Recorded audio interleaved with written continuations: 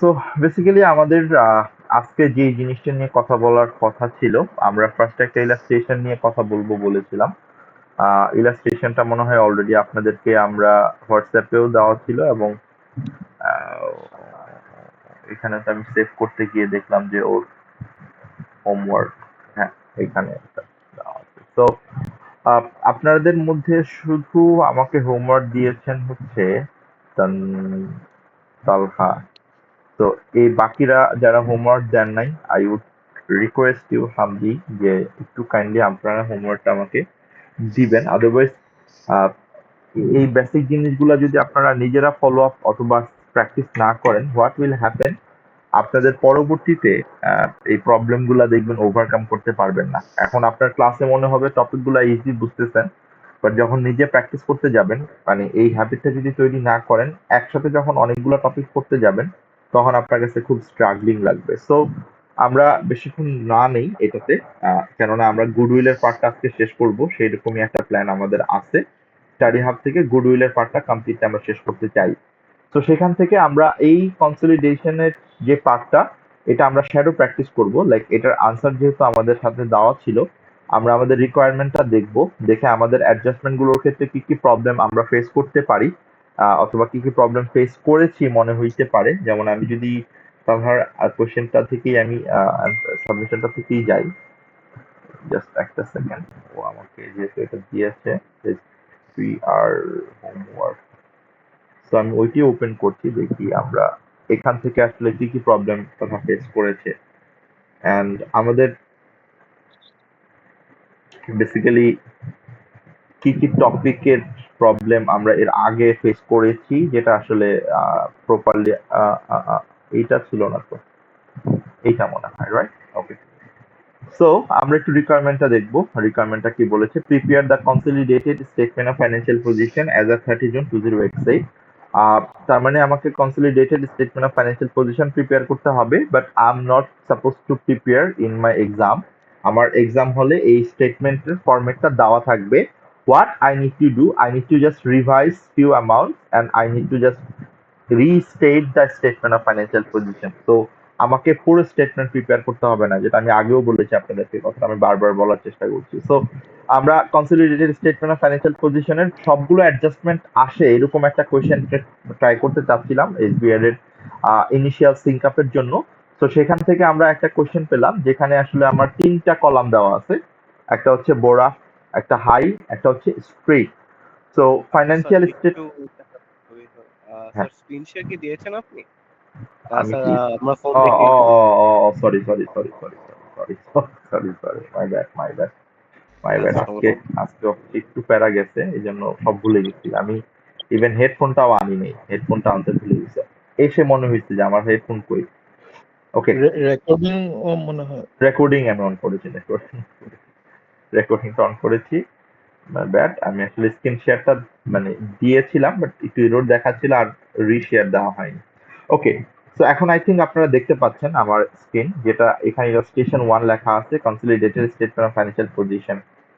You can see my screen, right? Hello? Yes sir. Okay, perfect. তাহলে আমরা তিনটা কম্পোনেন্টের তিনটা কোম্পানির স্টেটমেন্ট দেখতে পাচ্ছি। ইয়ার এন্ড কবে? 30 জুন 2028। এটা খুব ইম্পর্টেন্ট আমার জন্য, কেননা ইয়ার এন্ডটা কবে এটা আমার জন্য মানে খুবই গুরুত্বপূর্ণ ইনফরমেশন, আমি যদি আমার অ্যাকুইজিশন ডেট থেকে কম্পারিজনটা করি। So statement of financial position, এখানে বোরাফেরটা আছে, হাই, স্ট্রিট, আমার তিনটা কোম্পানি আছে। তাহলে আমাকে একটু দেখতে হবে ইনফরমেশন থেকে এই তিনটা কোম্পানির আসলে কে কোন কোম্পানি, কে প্যারেন্ট কোম্পানি, কে সাবসিডিয়ারি কোম্পানি, নাকি একের অধিক সাবসিডিয়ারি কোম্পানি আছে, যেটা ইউজুয়ালি এসবিআর এ থাকে। এসবিআর এ আমরা দেখতে পাবো যে সাবসিডিয়ারি একের অধিক থাকতে পারে, সেই অনুযায়ী আপনাকে এক্সপ্লেনেশনটা হয়তো বা করতে হয়। আবার অনেক সময় থাকে একটা সাবসিডিয়ারি থাকে আর একটা অ্যাসোসিয়েট থাকে। এই পার্টিকুলার কোয়েশ্চেনে কি আছে সেটা আমরা হোপফুলি একটু দেখলেই বুঝতে পারবো ইনফরমেশন থেকে। এখানে প্রপার্টি প্ল্যান্ট এন্ড ইকুইপমেন্ট আছে, ইনভেস্টমেন্ট যেটা আছে 1,21,000, $121,000। সেটা আমাকে একটু দেখতে হবে যে এই ইনভেস্টমেন্টটা আসলে মানে কোনো আলাদা করে কিছু বলা হয়েছে কিনা, নাকি this is investment on subsidiary or investment on subsidiary and associate. Inventories আছে সবগুলোর ক্ষেত্রেই, রিসিভেবলস দেখতে পাচ্ছি, ক্যাশ এন্ড ক্যাশ ইকুইভ্যালেন্ট দেখতে পাচ্ছি, এবং এই সবগুলোর টোটাল অ্যাসেট দেওয়া আছে আমাদের এখানে। ইকুইটি দেখতে পাচ্ছি, ইকুইটি শেয়ার হচ্ছে 1,75,000, 35,000 রিটেন আর্নিংস, এটা হচ্ছে আমার রিপোর্টিং ডেটের retained earnings. And other component of equity, যেটা বেসিক্যালি হচ্ছে আমার share premium or other component of equity. And লাইবিলিটির একটা লাইন আইটেমই আছে, সো এখানে নন কারেন্ট, কারেন্ট লাইবিলিটি আলাদা করে নাই। অ্যান্ড আপনি দেখতে পাচ্ছেন আমার asset and equity and liability exactly matched and there is no suspense account. And এরপরের থেকে আমরা ইনফরমেশনটুকু পড়ে বুঝতে পারবো যে আসলে এখানে কোন কোম্পানি কাকে অ্যাকোয়ার করেছে এবং কবে অ্যাকোয়ার করেছে, সেই ক্ষেত্রে কন্ট্রোলটা এস্টাবলিশ হয়েছে কিনা, এবং সেক্ষেত্রে প্যারেন্ট কোম্পানিকে, সাবসিডিয়ারি কোম্পানিকে, এবং যদি অ্যাসোসিয়েট থাকে তাহলে অ্যাসোসিয়েট কোম্পানিকে। On 1st July 2007, this is the first or very first day of the accounting year, মানে বছরের শুরুতে, রাইট? আমরা যদি দেখতে পাই 30th June 2008 যদি আমার রিপোর্টিং ডেট হয়, 1st July 2007 হচ্ছে আমার ঠিক বিগিনিং অফ দ্য ইয়ার। বরফ purchase 45,000 shares in Hi for $100,000। খেয়াল করে দেখেন এখানে একটা স্ট্রেট ইনফরমেশন দেওয়া আছে। হাই কোম্পানি, তার টোটাল ইকুইটি শেয়ার ছিল হচ্ছে 75,000। এখানে আমরা দেখতে পাচ্ছি 75,000 এর ও কতটুকু শেয়ার অ্যাকোয়ার করেছে, 45,000। আপনারা কি এখান থেকে পার্সেন্টেজটা বলতে পারবেন না যে কত পার্সেন্ট মানে শেয়ার অ্যাকোয়ার করেছে বরফ কোম্পানি? একটু পার্সেন্টেজটা নিজেরা যদি একটু রিক্যালকুলেট করার চেষ্টা করেন। Sir 60%। So it is showing 60%। তার মানে আমি অ্যাপারেন্টলি বুঝতে পারছি এখানে এই স্ট্রাকচারে বোরাফ হচ্ছে আমার প্যারেন্ট কোম্পানি অ্যান্ড হাই হচ্ছে আমার সাবসিডিয়ারি কোম্পানি, এতটুকু ইনফরমেশন থেকে। এবং আমি আরেকটুকু ইনফরমেশন পেলাম, 121,000 এর মধ্যে 100,000 হচ্ছে আমার ultimately purchase consideration for subsidiary. তো আমরা যে গুডউইলটা ক্যালকুলেট করি ইনভেস্টমেন্ট ইন সাবসিডিয়ারি, সেক্ষেত্রে 100,000। এছাড়াও আরেকটা ইনফরমেশন আমাকে এখানে দিচ্ছে, এট দ্য ডেট মানে হচ্ছে এই আমার acquisition date, high had retained earning 30,000 and no other components of equity. তার মানে ও বুঝাচ্ছে যে আমার ultimately retained earnings at acquisition date ছিল 30,000 এবং আদার কম্পোনেন্ট অফ ইকুইটি ওর অ্যাকুইজিশন ডেটে কিন্তু ছিল না। তার মানে কি, এই যে আমার আদার কম্পোনেন্ট অফ ইকুইটি যেটা আসছে প্যারেন্ট মানে সাবসিডিয়ারি কোম্পানির, এটা কিন্তু আমার নতুন করে আসছে। সো আলটিমেটলি অ্যাকুইজিশন ডেটে কোনো আদার কম্পোনেন্ট অফ ইকুইটি ছিল না। এরপরে দেখেন high net asset had a fair value of 120,000 and fair value of non controlling interest 55,000। একদম প্রত্যেকটা ইনফরমেশন আমার স্ট্রেট ফরওয়ার্ড করে দেওয়া আছে। আমাকে বলতেছে যে আমার অ্যাকুইজিশন যে ডেটটা, সেখানে আমার আমার যে সাবসিডিয়ারি তার নেট অ্যাসেটের ফেয়ার ভ্যালু 120,000 এবং এনসিআর ভ্যালু হচ্ছে 55,000, যেটা ওয়ার্কিং টুতেও আমাকে হেল্প করবে এবং ওয়ার্কিং থ্রিতেও হেল্প করবে, ওয়ার্কিং ফোরেও হেল্প করবে। It is a group policy to value the non controlling interest at acquisition date at fair value, এবং বলেই দিচ্ছে যে নন কন্ট্রোলিং ইন্টারেস্টটা আমাকে ফেয়ার ভ্যালুতে মেজার করতে হয়, এটা আমার গ্রুপ পলিসি। তো আমি একটু বলে রাখি, এটা আমাদের আজকে আসবে পয়েন্টটা।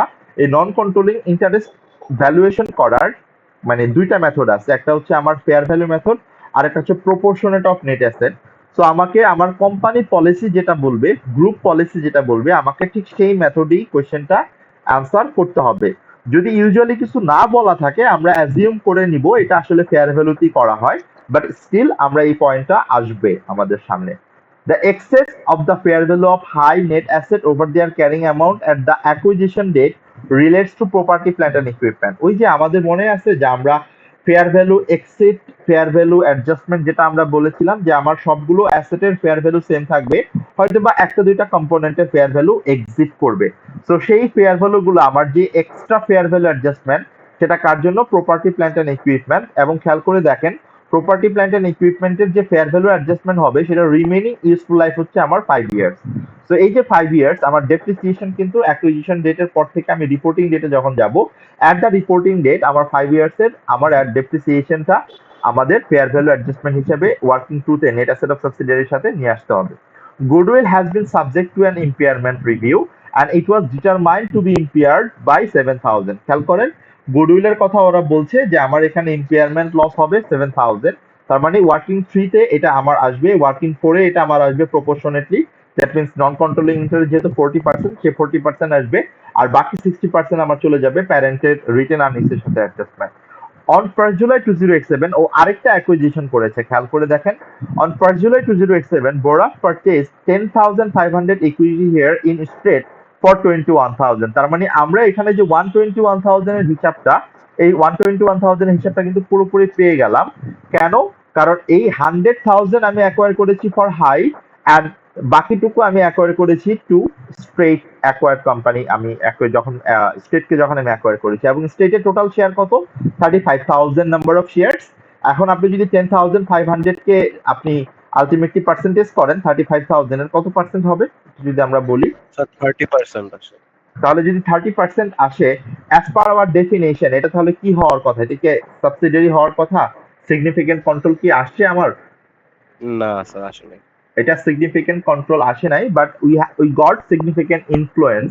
তাহলে আমরা স্ট্রিটকে বলতে পারি আমার অ্যাসোসিয়েট। তাহলে এতটুকু আমরা এখান থেকে বুঝতে পারলাম সামারি থেকে, যে বোরাক কোম্পানি হচ্ছে প্যারেন্ট, তার সাবসিডিয়ারি কোম্পানি হচ্ছে হাই, এবং তার আরেকটা ইনভেস্টমেন্ট আছে, সেটা হচ্ছে আমার অ্যাসোসিয়েট এন্টিটি, যেটা হচ্ছে স্ট্রিট। এবং এই আমি যখন আমার ফাইন্যান্সিয়াল স্টেটমেন্ট প্রিপেয়ার করব, কনসলিডেটেড ফাইন্যান্সিয়াল স্টেটমেন্ট যখন আমি প্রিপেয়ার করব, তখন আমাকে আলটিমেটলি আমার প্যারেন্ট এবং সাবসিডিয়ারির এই দুইটা অ্যামাউন্ট আলটিমেটলি হচ্ছে কনসলিডেট করতে হবে। বাট অ্যাসোসিয়েটেড আমি কোনো অ্যামাউন্ট কনসলিডেট করব না। বাট সেটা আমি কি করব খেয়াল করেন, কনসলিডেট আমি এটা করব না, বাট আমাকে অবশ্যই সাবসিডিয়ারির জন্য ইকুইটি মেথড ফলো করতে হবে, রাইট? এবং এই কথাটা আমরা এর আগেও বলেছি, বাট সেটার ওয়ার্কিংটা দেখানো হয়নি। আজকে আমরা হয়তো ট্রাই করবো আপনাদেরকে একটা বেসিক ওয়ার্কিং দেখাতে, যে ইকুইটি মেথডটা আমরা কিভাবে করি। এরপরে দেখেন, at the date Street had retained earnings of 25,000। তার মানে অ্যাকুইজিশন ডেটে ওর রিটেন আর্নিং ছিল 25,000, বাট রিপোর্টিং ডেটে ওর রিটেন আর্নিং দেখেন 40,000। তার মানে $15,000 পোস্ট অ্যাকুইজিশন প্রফিট হয়েছে, যেটা আমাকে অ্যালোকেট করতে হবে অ্যাসোসিয়েট এন্টিটির পার্সেন্টেজ অনুযায়ী। মানে আমি যেই প্রফিটের 30% পাবো। সো দ্যাট ইজ হাউ আমি আপনাদের অ্যাসোসিয়েটের যখন ওয়ার্কিংটা দেখবো, তখন আপনারা নিজেরাই বুঝতে পারবেন অ্যাসোসিয়েটের জন্য আসলে আমার অ্যাকাউন্টিং ট্রিটমেন্টটা কি হয়। আমি একটু সামারি করে যাই এই জায়গাটাতে। যখনই আমার কোয়েশ্চেনে ইনভেস্টমেন্ট ইন অ্যাসোসিয়েট থাকবে, সেটার জন্য I have to follow IAS 28, investment in associate and joint venture. সেখান থেকে আমরা আমাদের অ্যাসোসিয়েটের জন্য একটা রাফ ক্যালকুলেশন করব। সেই ক্যালকুলেশনটার ফরম্যাটটা এরকম থাকবে, যে আমি ফার্স্টে এখানে নিয়ে আসবো হচ্ছে আমার ইনভেস্টমেন্ট ইন অ্যাসোসিয়েট, যেটা আমার কস্ট। আমার এখানে কস্ট হচ্ছে 21,000, এই যে আমি দেখতে পাচ্ছি 21,000। এটার সাথে আমার অ্যাড হবে হচ্ছে আমার পোস্ট অ্যাকুইজিশন প্রফিট। আমি আমার অ্যাসোসিয়েটেড যেটুকু প্রফিট আমি অ্যাকোয়ার করার পর করেছি, সেটার 30%, মানে পার্সেন্টেজ অফ শেয়ার হোল্ডিং অনুযায়ী আমি পাবো। এখানে যেহেতু 30%, তো আমি 30% পাবো। এখানে আরেকটা জিনিস আমি বলি, যদি আমি ডিভিডেন্ড রিসিভ করে ফেলি অ্যাসোসিয়েট থেকে, সেই ডিভিডেন্ডটুকু আমার আলটিমেটলি ডিডাক্ট করে দিতে হবে অ্যাট টু ক্যালকুলেট অ্যাসোসিয়েটেড যে ইনভেস্টমেন্টটা। আমি এখান থেকে যে অ্যামাউন্টটা ক্যালকুলেট করলাম, সেই অ্যামাউন্টটা আমি আমার দুইটা স্টেটমেন্টে প্রেজেন্ট করব। কিভাবে প্রেজেন্ট করব? এখান থেকে আমার যে টোটাল অ্যামাউন্ট যেটা ইনভেস্টমেন্ট ইন অ্যাসোসিয়েট, আমি যদি একটু আপনাদেরকে ঠিক এই মেথডটাই দেখাই, আপনারা যে মানে যে করেছেন যদি ঠিক মতো করে থাকেন, এই যে এক্স্যাক্টলি, থ্যাংক ইউ। আপনারা দেখেন এইখানে আলটিমেটলি খুব সুন্দর করে করেছেন, যে আমার এটা হচ্ছে কনসিডারেশন, আমরা এটাকে কনসিডারেশনও বলতে পারি, অথবা ইনভেস্টমেন্ট ইন স্ট্রিট এটাও বলতে পারি। এটা ডাবল এন্ট্রি আমরা কি বলবো? ইনভেস্টমেন্ট ইন অ্যাসোসিয়েট ডেবিট এবং ব্যাংক ক্রেডিট, কারণ আমার আলটিমেটলি টাকাটা চলে যাচ্ছে। সো ইনভেস্টমেন্ট ইন অ্যাসোসিয়েট যে ডেবিট কত টাকা? 21,000, অ্যান্ড ব্যাংক ক্রেডিট 21,000। এটা হচ্ছে আমার ইনিশিয়াল ইনভেস্টমেন্টের যেই জার্নালটা। অ্যান্ড পরবর্তীতে আমি যখন আমার এই রিটেন আর্নিংস এর ক্যালকুলেশনটা করব, এই আমার রিটেন আর্নিংস এর ক্যালকুলেশনটা কি হবে? আমার যে পোস্ট অ্যাকুইজিশন প্রফিট, আমি পোস্ট অ্যাকুইজিশন প্রফিটটা কিভাবে পাচ্ছি? আমার অ্যাট দ্যাট অ্যাকুইজিশন রেট তার রিটেন আর্নিং ছিল 25,000, আর কোনো অ্যাডজাস্টমেন্ট এখানে নাই, এবং রিপোর্টিং ডেটে তার রিটার্ন আর্নিং ছিল 40,000। সো 15,000 এর 30%, সো 15,000 এর যে 30%, এইটার ডাবল এন্ট্রি যদি আমরা করি, এটা ডাবল এন্ট্রি হবে হচ্ছে আমার, এটা আমার ইনভেস্টমেন্ট ভ্যালুটাকে বাড়াই দিবে। ইনভেস্টমেন্ট ইন অ্যাসোসিয়েট ডেবিট, কত টাকা আমি আসলে ইনভেস্টমেন্ট এখান থেকে ইনক্রিজ হচ্ছে এই যে 4,500 অ্যান্ড এটা আমার গ্রুপ রিটেইন আর্নিংসটাকে বাড়িয়ে দিবে, যেটা আমার ওয়ার্কিং ফাইভে অ্যাড করতে হবে with my parent written earnings 4,500। এই হচ্ছে বেসিক্যালি আমার জার্নাল। এটার বাইরে যদি আরো অ্যাডজাস্টমেন্ট থাকে ইনফরমেশন অনুযায়ী, যেমন যদি ইম্পেয়ারমেন্ট থাকে, সেই ইম্পেয়ারমেন্ট লসে 30% আমি পাবো, যেটার ইনভেস্টমেন্ট ভ্যালু আমার এটা স্ট্রেটের ইনভেস্টমেন্ট অ্যামাউন্টটা কমে যাবে। তো এটা বেসড অন দ্যাট আমরা এই ইনফরমেশন গুলো কনসিডারেশনে আনবো, যেহেতু এখানে নেই তো আমরা আপাতত এটা স্কিপ করে যাচ্ছি, বাট গ্র্যাজুয়ালি যখন আসবে আমরা অফকোর্স এই ব্যাপারটা নিয়ে কথা বলবো ফার্দার। এখন আসি, আমরা এই যে কথাটা বললাম যে এখানে আরেকটা কথা আমি বলেছিলাম যে এইখানে আমার কতটুকু অ্যামাউন্ট স্টেটমেন্ট অফ ফাইন্যান্সিয়াল পজিশনে যাবে। এই যে অ্যামাউন্টটা, এইটা আমার যাবে কনসলিডেটেড স্টেটমেন্ট অফ ফাইন্যান্সিয়াল পজিশনে অ্যাজ নন কারেন্ট অ্যাসেট হিসাবে। আমি আমার যতটুকু ইনভেস্টমেন্ট, এটাকে আমরা লিখবো হচ্ছে ইনভেস্টমেন্ট ইন স্ট্রিট কোম্পানি, মানে হচ্ছে আমার অ্যাসোসিয়েট যেটা। তো এই যে আমার অ্যাসোসিয়েটেড যে ইনভেস্টমেন্টটা, এইটা টোটাল ভ্যালুটা আমরা দেখাবো স্টেটমেন্ট অফ ফাইন্যান্সিয়াল পজিশনে। আর আমি যতটুকু অ্যামাউন্ট তার প্রফিটের পোর্শনটা পাবো, মানে যতটুকু অ্যামাউন্ট আমি আমার পোস্ট অ্যাকুইজিশন প্রফিট পাবো, সেটা আমি আলটিমেটলি আমার স্টেটমেন্ট অফ প্রফিট অ্যান্ড লসে, consolidated statement of profit and লসে আমি ইনকাম হিসেবে, income from or profit from associate হিসেবে একটা লাইন আইটেম হিসেবে আমি দেখাবো।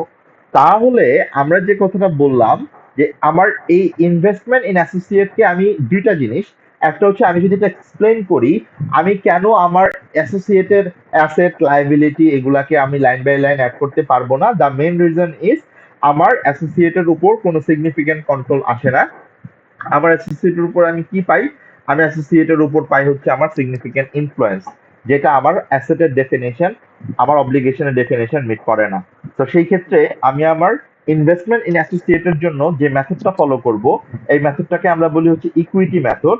এই ইকুইটি মেথডটা আলটিমেটলি আমাদের ফলো করতে হয় হচ্ছে as per IAS 28, investment in associate and joint ventures, and this is the total formula of investment in associate। এখানে অ্যামাউন্ট আর আইটেম যদি আসে সেই অনুযায়ী আমাকে অ্যাডজাস্টমেন্ট ডাবল এন্ট্রি মাধ্যমে অ্যামাউন্ট গুলো অ্যাডজাস্ট করতে হবে। এই ডাবল এন্ট্রি গুলো আপনার জন্য ম্যান্ডেটরি না, বাট আমি আপনাদেরকে বুঝাইতে চাই যে ডাবল এন্ট্রি গুলো আপনি যদি নিজে বুঝতে পারেন তাহলে আপনার জন্য এক্সপ্লেন করাটা অনেক ইজি হয়। যেমন আপনার এক্সামে ডাবল এন্ট্রি গুলো দিতে হবে ব্যাপারটা ম্যান্ডেটরি না, বাট আপনি যদি ডাবল এন্ট্রিটা ভালো করে বুঝে যান, জার্নাল গুলো যদি ভালো করে শিখে যান, তাহলে যেটা হবে আপনি এক্সপ্লেনেশনটা দিতে পারবেন যে কেন আপনি আপনার ইনভেস্টমেন্টের সাথে অ্যাড করছেন, কেন আপনি ইনভেস্টমেন্টের সাথে আপনি ডিডাক্ট করবেন। তো এই জিনিসটা আপনার জন্য অনেক ইজিয়ার হবে। এই হচ্ছে বেসিক্যালি আমার ইনভেস্টমেন্ট ইন অ্যাসোসিয়েটেড পার্টটুকু। এই কলামটা আমরা দেখলাম। সো এই কলামটা কিন্তু অলরেডি আমাদের ডান, এখানে আর নতুন করে আসলে কিছু আসার মতো নাই। এরপরের যে প্যারাগ্রাফটা আমাকে বলছে this might be intragroup trading. দেখি আমরা ইন্ট্রাগ্রুপ ট্রেডিং এ কি বলছি। During the year Borak sold goods to Hi for $10,000 at a margin of 50%। তার মানে একটু খেয়াল করেন কে কার কাছে সেল করেছে। প্যারেন্ট সেল করেছে সাবসিডিয়ারির কাছে। তো যেহেতু প্যারেন্ট সেল করেছে সাবসিডিয়ারির কাছে, so that has to be adjusted in working five. আমার গ্রুপ রিটেন আর্নিংস এর সাথে আমার এই আনরিয়েলাইজ প্রফিটটা চলে আসবে। By the reporting date high had only 80% of this goods, মানে ও কি করতে পারছে 80% কিন্তু সোল্ড করতে পারছে, বাট বাকি 20% কিন্তু সেল করতে পারে নাই। তাহলে আমার আনরিয়েলাইজ প্রফিট আসবে হচ্ছে 20% এর উপর। এবং আমার যেহেতু মার্জিন দেওয়া আছে, সো 10,000 যদি হয় আমার সেলিং প্রাইস, 50% মার্জিন হচ্ছে আমার $5,000 হচ্ছে আমার মার্জিন, সেটা 20% হবে আমার আনরিয়েলাইজ প্রফিট। এবং এই 20%ই আমাকে আলটিমেটলি অ্যাডজাস্ট করতে হবে আমার গ্রুপ রিটেন আর্নিংস এর সাথে এবং ইনভেন্টরির সাথে। Included in the receivable of Borak and the liabilities of High are intra-group balance of $5,000। এই যে এটা আমার হচ্ছে ultimately Intra-group balance, Intra-group current account balance, যেটা আমাকে আলটিমেটলি অ্যাডজাস্ট করতে হবে ফর কন্ট্রা এন্ট্রি। আমাকে আলটিমেটলি পেয়েবল থেকেও মাইনাস করে দিতে হবে, রিসিভেবল থেকেও মাইনাস করে দিতে হবে in the consolidated statement of financial position. Last paragraph, এই প্যারাগ্রাফের ব্যাপারটা কি বলছে দেখেন। অন 1 জুলাই 2008, তার মানে এটা হচ্ছে ঠিক আমার রিপোর্টিং ডেটের 25 দিন আগে। ও no no no no no, reporting date কবে আমার? 30 জুন 2008। ভালো করে খেয়াল করেন, তার মানে এটা কিন্তু রিপোর্টিং ডেটের পর, মানে আমার পরে events after the reporting date যেটাকে আমরা বলি, মানে রিপোর্টিং ডেটের 5 দিন পর। Borat received notification that an employee was claiming damages against them as a result of workplace accident that took place on 30 April 2008. এই যে এখানে হচ্ছে আমার মেইন কথাটা, যদিও এটা IS 10 থেকে আসবে, বাট তারপর একটু আমরা একটু আইডিয়া যেহেতু আছে, আমাদের এফার্টটা করা আছে, সেখান থেকে আমরা একটু জিনিসটা ভালো করে বুঝি যে আমার যেহেতু একটা ইনসিডেন্ট মানে যেটা এক্সিস্ট করতো রিপোর্টিং ডেটের আগে, 30 এপ্রিল কবে রিপোর্টিং ডেটের আগে, বাট এটা আমি নোটিফিকেশনটা পাইছি রিপোর্টিং ডেটের পরে, বাট ফাইন্যান্সিয়াল স্টেটমেন্ট অথরাইজড অথবা অডিট করার আগে, সেই ক্ষেত্রে আমাকে এই আইটেমটার জন্য অ্যাডজাস্ট করতে হবে টু কনসলিডেশনের ক্ষেত্রে। এবং এখানে আমি দেখতে পাচ্ছি আমি তখনই প্রভিশনটা রেকগনাইজ করি, অথবা তখনই আমি প্রভিশন রেকগনাইজ করবো অ্যাজ পার IS 37, যদি আমি আমার অ্যামাউন্টটা রিলায়েবলি মেজার করতে পারি, যদি এটা আমার অব্লিগেশন হয়, এবং যদি এটা আমার প্রবাবল হয় যে আমাকে টাকাটা দিতে হবে আমার এমপ্লয়িকে, যেহেতু আমি দুটো কন্ডিশন থাকবে, একটা মেজারেবল আর প্রবাবল। প্রবাবল হইলে এটা আমি পারবো। সো আমি ওই জায়গাটাতে একটু চলে আসবো। Lawyers have advice that there is a 60% chance, তার মানে আমরা প্রভিশন বুকিং এর জন্য, প্রভিশন রেকগনিশনের জন্য আমরা 3টা ক্রাইটেরিয়ার কথা বললাম। একটা হচ্ছে আমার ইট has to be a obligation arises from past event, তার মানে অবশ্যই এটা আমার জন্য একটা অব্লিগেশন যেটা আসলে পাস্ট ইভেন্ট হয়েছে অলরেডি রিপোর্টিং ডেটের আগে, যদিও আমার নোটিফিকেশনটা আমি রিপোর্টিং ডেটের পরে পেয়েছি, বাট এটা আমার relevant to the reporting date, এই কারণে আমাকে প্রভিশন রাখতে হবে, এটা কনসিডারেশনে আনতে হবে। সেকেন্ড টপিকটা ছিল হচ্ছে আমার সেকেন্ড ক্রাইটেরিয়াটা ছিল প্রবাবল। প্রবাবল বলতে আমরা বুঝি যেটা হাইলি চান্সেস আছে, দ্যাট ইজ মোর দেন 50%, মানে আমি যদি আলটিমেটলি বলি সেটাকে বলা হয় প্রবাবল। আর এর নিচে যদি হয়, আমি যদি 5% টু 50% বলি, দ্যাট ইজ পসিবল। 5%-এর নিচে হলে সেটাকে আমরা বলতাম রিমোট, এবং মোর দেন 95% আউটকাম হলে সেটাকে আমরা বলতাম ভার্চুয়ালি সার্টেন। তার মানে এটা আমার প্রবাবল, মানে মোর দেন 50%, তো সেই ক্ষেত্রে এটাকে আমার আসলেই কনসিডারেশন আনতে হবে, এবং আমাকে দেখতে হবে আমি আমার যে অ্যামাউন্টটা প্রভিশন হিসেবে রাখবো সেই অ্যামাউন্টটা আমি রিলায়েবলি মেজার করতে পারি কিনা। এবং লয়ার আমাকে বলে দিছে যে এই ধরনের ড্যামেজের ক্ষেত্রে আমাকে $30,000 পে করতে হবে। সো আমার প্রভিশনের সবগুলো ক্রাইটেরিয়া মিট করে যায়, তাহলে এটাকে আমরা প্রভিশন হিসেবে বুক করতে পারি। কনসলিডেটেড স্টেটমেন্ট অফ ফাইন্যান্সিয়াল পজিশনে যদি আমি প্রভিশন হিসেবে বুক করি, আমার ডাবল এন্ট্রি কি হবে, এক্সপেন্সটা ডেবিট হয়ে যাবে এবং প্রভিশনটা ক্রেডিট হয়ে যাবে অ্যাজ এ লায়াবিলিটি। বাট যেহেতু আমরা consolidated statement of financial position prepare করতেছি, এখানে তো আমার এক্সপেন্স আসবে না। এক্সপেন্সের যে আউটকামটা, এক্সপেন্স হলে আমার কি হবে, প্রফিট বাড়বে না কমবে? কমবে স্যার। সো প্রফিট যদি কমে, রিটেন আর্নিংস বাড়বে না কমবে? কমবে। তাহলে এই ক্ষেত্রে আমার ডাবল এন্ট্রিটা একটু অ্যাডভান্স আমি যদি চিন্তা করি, তাহলে ডাবল এন্ট্রিটা হবে written earnings debit and provision credit. যেহেতু রিটেন আর্নিংস আমি বলছি ডেবিট, তাহলে ওয়ার্কিং 5-এ গ্রুপ রিটেন আর্নিংস থেকে 30,000 আমাকে ডিডাক্ট করে দিতে হবে। আমি একটু দেখি তালহা ভাই এটা করেছে কিনা। এই যে এক্স্যাক্টলি। বাট এইখানে আচ্ছা, ইনভেন্টরিটা আপনি করেছেন, বাট প্রভিশনটা কি ভাইয়া করেন নাই, নাকি ডিরেক্টলি দেখিয়ে দিয়েছেন? ডিরেক্টলি ওখানে ইয়েতে দেখাচ্ছে।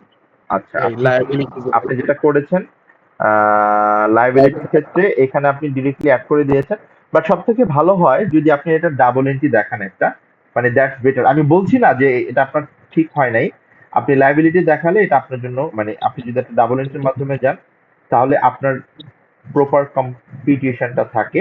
সেটা হচ্ছে আমার রিটেইন আর্নিংস ডেবিট, যেটা আমার ওয়ার্কিং 5-এ গ্রুপ রিটেন আর্নিংসটাকে কমাই দিবে, অ্যান্ড প্রভিশন ক্রেডিট, যেটা আমার লাইবিলিটি। তো সেটার অ্যামাউন্টটা আমি বলছিলাম হচ্ছে 30,000, কারণ এখানে আলটিমেটলি কোনো অ্যাডজাস্টমেন্ট করার মতো কিছুই ছিল না। তো আমি যদি 30,000 এর লিঙ্কটা করে দিই এখানে, দ্যাট উড বি বেটার। আমি একটু লিঙ্কটা করে দেওয়ার চেষ্টা করছি। 30,000 আমার প্রভিশনে যদি আমি নিয়ে আসি, এই তো। অ্যান্ড আমি যদি এখন ওয়ার্কিং 5-এ চলে যাই, ওয়ার্কিং 5টা ভাইয়া যেভাবে করেছে, এই যে লেস প্রভিশন, আপনি যেহেতু ভাইয়া সরাসরি দেখিয়েছেন, আমি সরাসরি না দেখিয়ে আমি এটার সাথে লিঙ্ক করে দিই, তাহলে আপনার জন্য আলটিমেটলি রিলেট করাটা ইজি হবে। তো ভাইয়া দেখেন খুব সুন্দর করে কিন্তু আমরা যে কথাগুলো বললাম সেই কথাগুলো কিন্তু খুব দারুণ করে উনি বা আমরা যে ওয়ার্কিং গুলো সিকোয়েন্সিয়ালি করার কথা বলেছিলাম সেগুলো উনি সুন্দর করে করেছেন। ওয়ার্কিং ওয়ানে আমরা যে স্ট্রাকচারটা নিয়ে কথা বলেছি, এখানে অ্যাকুইজিশন ডেট, রিপোর্টিং ডেট খুব দারুণ করে দেওয়া আছে। এখানে আরেকটা জিনিস আপনি অ্যাড করে দিতে পারেন, এখানে 60% হচ্ছে আমার সাবসিডিয়ারি, তাহলে আমার এনসিআইটা কত, নন কন্ট্রোলিং ইন্টারেস্টটা কত, তাহলে আমার জন্য আলটিমেটলি আর ফার্দার কোনো গ্যাপ থাকে না। তো এখানে আমি দেখতে পাচ্ছি আমার 40% হচ্ছে এনসিআই। নট ম্যান্ডেটরি, বাট আমি একটা হ্যাবিচুয়াল জিনিস এই জন্য বলছি আপনাদেরকে। নেট অ্যাসেট অফ সাবসিডিয়ারি, এখানে আমরা দেখতে পাচ্ছি অ্যাকুইজিশন ডেট, রিপোর্টিং ডেট এবং পোস্ট অ্যাকুইজিশন প্রফিট। তো আপনি ঠিক সুন্দর করে এখানে নিয়ে আসছেন এবং আপনার এই কমপ্লিটলি যতটুকু প্যারেন্ট পাবে, যতটুকু সাবসিডিয়ারি পাবে সেই অ্যালোকেশনটা আপনি দেখিয়েছেন 60%, 40%। আর গুডউইল হচ্ছে হাই এর ক্ষেত্রে আপনি যদি বলেন ফেয়ার ভ্যালু অফ কনসিডারেশন, সেখানে আমরা লিখবো fair value of consideration. Fair value of consideration আমাকে বলাই আছে $1,00,000, যদিও এই ফেয়ার ভ্যালু অফ কনসিডারেশনের অনেকগুলো কনসিডারেশন থাকে এবং গত ক্লাসে বলেছিলাম, সেটা আজকে একটু আসবে আমাদের, সেই টপিকটা নিয়ে আমি কথা বলবো আজকে। দেন ফেয়ার ভ্যালু অফ এনসিআই, যেটা আলটিমেটলি সরাসরি দেওয়া ছিল। আর নেট অ্যাসেট অফ অ্যাকুইজিশন 120,000, যেটা এখান থেকে আমরা বের করেছি, আমাকে আলাদা করে বলাও ছিল। এবং এরপরে আমরা যেটা দেখলাম গুডউইল এবং ইম্পেয়ারমেন্ট লস, এন্ড দেন আমরা যে 28,000 এটি কমপ্লিটলি আমাকে স্টেটমেন্ট অফ ফাইন্যান্সিয়াল পজিশনে ভাই এখানে গুডউইল হিসেবে নিয়ে আসছে। দেখেন J23 তে যদি আপনি যান, আপনি গিয়ে দেখবেন যে এখানে গুডউইলটা দেওয়া আছে। এন্ড দেন আপনি যদি ওয়ার্কিং ফোরটা দেখেন, ওয়ার্কিং ফোরটাও ভাই খুব সুন্দর করে প্রত্যেকটা কম্পোনেন্ট নিয়ে আসছেন, যেটা আসলে এই যে এই সব ক্ষেত্রে যেটা করতে পারেন ভাইয়া, সেটা হচ্ছে যেহেতু আমি অলরেডি একবার ক্যালকুলেট করেছি, রেফারেন্সটা দিয়ে দেন। এখানে যেরকম দিয়েছেন আপনি, দেন ইম্পেয়ারমেন্ট লস যেটা আপনি ডিডাক্ট করেছেন সেখান থেকে, তো সেই জিনিসগুলো একটু জাস্ট রিলেট করে দেওয়া। গ্রুপ রিটার্ন আর্নিং খুব সুন্দর করে এখানে আসছে। আমার প্যারেন্ট কোম্পানির রিটার্ন আর্নিং ছিল হচ্ছে $2,00,000, আমি যদি ভুল না করি, হ্যাঁ $2,00,000। এরপরে হচ্ছে প্রভিশনটা আপনি আগেই নিয়ে আসছেন। এরপরে হচ্ছে আনরিয়েলাইজড, sorry, portion of acquisition, post acquisition profit যেটা, সেটা আপনি এখানে নিয়ে আসছেন। ইনভেস্টমেন্ট ইন স্ট্রেট, এটা আপনি ইনভেস্টমেন্টটা না লিখে আপনি লিখবেন হচ্ছে share of profit from straight or associate. Okay, এরপর group share of goodwill impairment, very good. Provision for unrealised profit, এটাও আপনি রেফারেন্স করে নিয়ে আসছেন। বাট আনরিয়েলাইজ প্রফিট কি আসলে 1,000 ছিল নাকি? কোয়েশ্চেন অনুযায়ী তো 1000-ই হওয়ার কথা, যেহেতু ওখানে দেখি তো, 20% ইয়া করা আছে। 10,000 এর 50% হচ্ছে মার্জিন। আমরা যদি একটু ওয়ার্কিং ডে আছে। ওকে, আচ্ছা, ওয়ার্কিং টিপ যায় আপনার, হ্যাঁ। কস্ট 10,000 বলেছেন, প্রফিট 5,000, আনরিয়েলাইজ প্রফিট এটা, ইয়া পারফেক্ট, ঠিক আছে। তো 20% ছিল এটার, আপনি যদি পুরোপুরি 20% নিয়ে আসেন, পারফেক্ট। তাহলে আপনি ডাবল এন্ট্রি যেটা দিয়েছেন, খুব সুন্দর ডাবল এন্ট্রি দিয়েছেন। গ্রুপ রিটার্ন আর্নিংসটা একটু লিখলে ভালো হয়। Group return earnings debit and closing inventory credit, যেটা আমার স্টেটমেন্ট অফ ফাইন্যান্সিয়াল পজিশনের এই ইনভেন্টরি থেকে মাইনাস হয়ে যাবে। ওকে, অ্যান্ড দেন আপনি যেটা আমরা একদম ফার্স্টে ডিসকাশন করেছিলাম, এটাও সুন্দর করে আপনি দিয়েছেন। মানে এটা আলটিমেটলি আরেকটা ওয়ার্কিং আপনি বলতেই পারেন, ওয়ার্কিং নাই provision. Okay, IS 37, that's it. So that is how you need to be prepared. Very well done. আমি আসলে একবারে রিভিউ হয়ে গেল আপনারটা এবং বাকিদেরও হেল্প হইলো। তো থ্যাংক ইউ সো মাচ। তো হ্যাঁ, আপনি আই থিঙ্ক গ্রুপ অ্যাকাউন্টিং এর এই বেসিক পার্টটা খুব সুন্দর করে আয়ত্ত করতে পারছেন। নাও আমরা এই জায়গাটাতে আমরা বলেছিলাম আপনাদেরকে যে বেসিক্যালি খুব বেশি সময় আমরা নিব না, বাট অনেকটুকু সময় নিতে হলো, বিকজ অনেকেই আমরা করি নাই, এর মধ্যে অনেকেই আমরা বলছি যে আগামীকাল আমি সাবমিট করব। বাট আমি একটু রিকোয়েস্ট করবো আপনাদেরকে, আমি যখন এই ছোটখাটো হোমওয়ার্ক গুলা দিই, হোমওয়ার্ক গুলো একটু যেন বাসায় স্টাডি করা হয়, আদারওয়াইজ আমরা আর একটু কুইকলি আগাতে পারবো না। যেমন এখন আমার কাছে একটা কনফিডেন্স কাজ করে যে আপনাদের কনসলিডেটেড স্টেটমেন্ট অফ ফাইন্যান্সিয়াল পজিশনের যদি ফান্ডামেন্টাল কোনো টপিক আসে, আপনারা খুব সুন্দর করে এক্সপ্লেন করতে পারবেন, ক্যালকুলেশনটা করতে পারবেন। এন্ড ট্রাস্ট মি, আমরা ঠিক যে টাইপের কোয়েশ্চেনটা দেখলাম এখানে, ঠিক এরকম সিমিলার টাইপ অফ কোয়েশ্চেনই আসবে, একটু ডেভিয়েট করে। তো ফার্স্ট ইয়ার কোয়েশ্চেনে তো আমরা অবশ্যই যাব, বাট ট্রাস্ট মি, আপনারা খুব সুন্দর করে যতটুকু বুঝতে পারছেন, that will B much helpful. So আমরা আমাদের টেবিল অফ কন্টেন্টটাতে আবার যাই। টেবিল অফ কন্টেন্টটার ক্ষেত্রে আমরা বলেছিলাম যে কনসলিডেশনটা আমরা শেষ করব, এবং সেই ক্ষেত্রে আমরা যদি একটা একটা করে আসি, কনসলিডেশনের ক্ষেত্রে আমরা কনসেপচুয়াল প্রিন্সিপাল, গ্রুপ অ্যাকাউন্টিংটা শেষ করেছি। অ্যান্ড আমরা এরপরে দেখতে চাই আজকে গুডউইলটা। Let's target for the goodwill. যদি গুডউইলটা আমরা আলহামদুলিল্লাহ শেষ করতে পারি সুন্দর করে আজকে, কেননা এখানে যে টপিকগুলো আছে সেটার অনেকটুকুই আমরা প্রিভিয়াসলি ডিসকাশন করেছি, এবং কিছু অ্যাডিশনাল জিনিস আসবে, বিশেষ করে আমার গুডউইল ক্যালকুলেশনের জন্য যে ফেয়ার ভ্যালু অফ কনসিডারেশন এবং সেই অ্যাকুইজিশন ডেটের কিছু অ্যাডজাস্টমেন্ট, যেটা আমার গুডউইলের ক্যালকুলেশনটাকে অ্যাফেক্ট করে, সেই জিনিসগুলো নিয়ে কথা বলবো। সো চ্যাপ্টার 15 আজকে আমাদের টার্গেট থাকবে এটা শেষ করার, অ্যান্ড দেন নেক্সট ক্লাসে hopefully chapter 16 we will target. এখানে খুব বেশি আসলে ডিফিকাল্ট জিনিস নাই, অ্যান্ড আপনারা দেখতেই পাচ্ছেন চ্যাপ্টার 17 কিন্তু অনেকটুকু পার্ট আমরা আসলে ডিসকাশন করতেছিলাম। অ্যাসোসিয়েটের যে পার্টটা সেটা আমাদের আবারও আসবে, বাট স্টিল আমরা অনেকটুকু টপিক অ্যাসোসিয়েট থেকে একটা বেসিক আইডিয়া পেয়েছি। আই বিলিভ এটা আপনাদের হেল্প করবে সামনে অ্যাসোসিয়েটের আন্ডারস্ট্যান্ডিংটা হেল্প বুঝতে। So let's start with the goodwill part.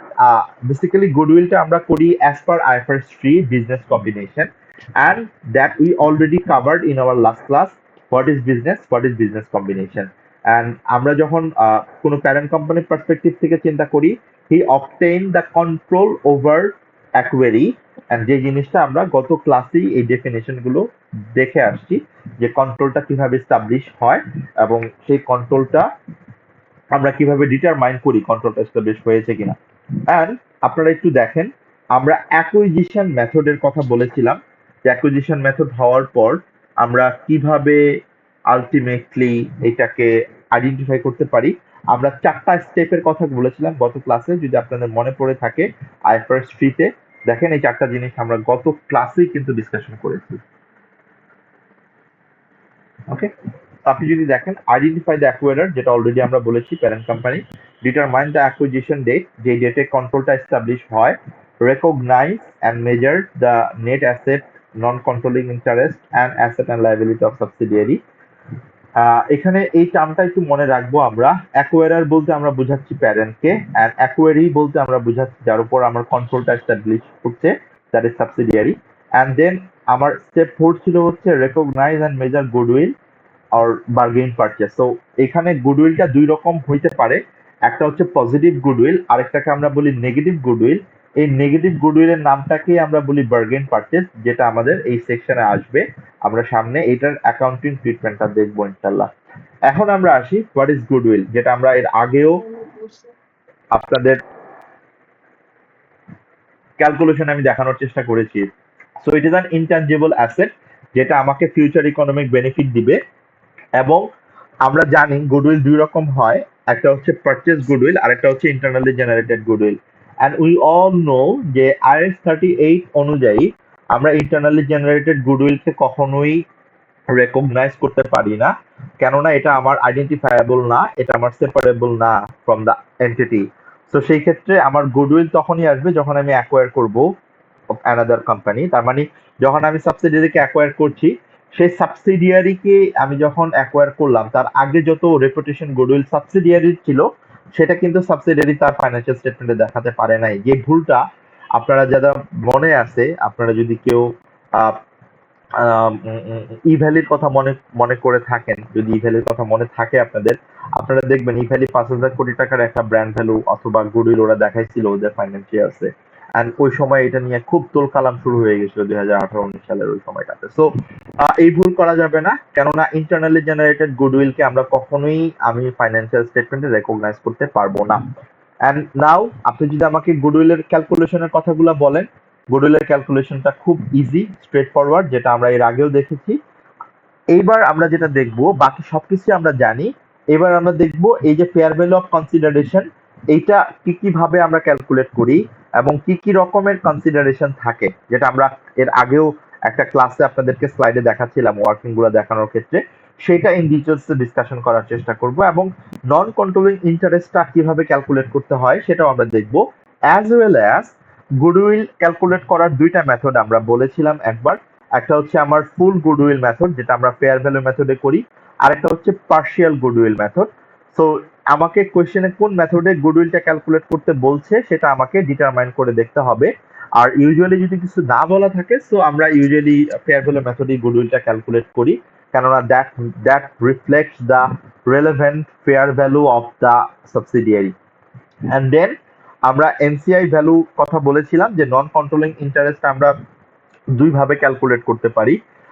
একটা হচ্ছে ফেয়ার ভ্যালু মেথডে, যেটা আমাকে ম্যাক্সিমাম কোয়েশ্চেনে বলে দিবে যে সাবসিডিয়ারির ওই নন কন্ট্রোলিং ইন্টারেস্ট কম্পোনেন্টের ফেয়ার ভ্যালু কিভাবে বের করব।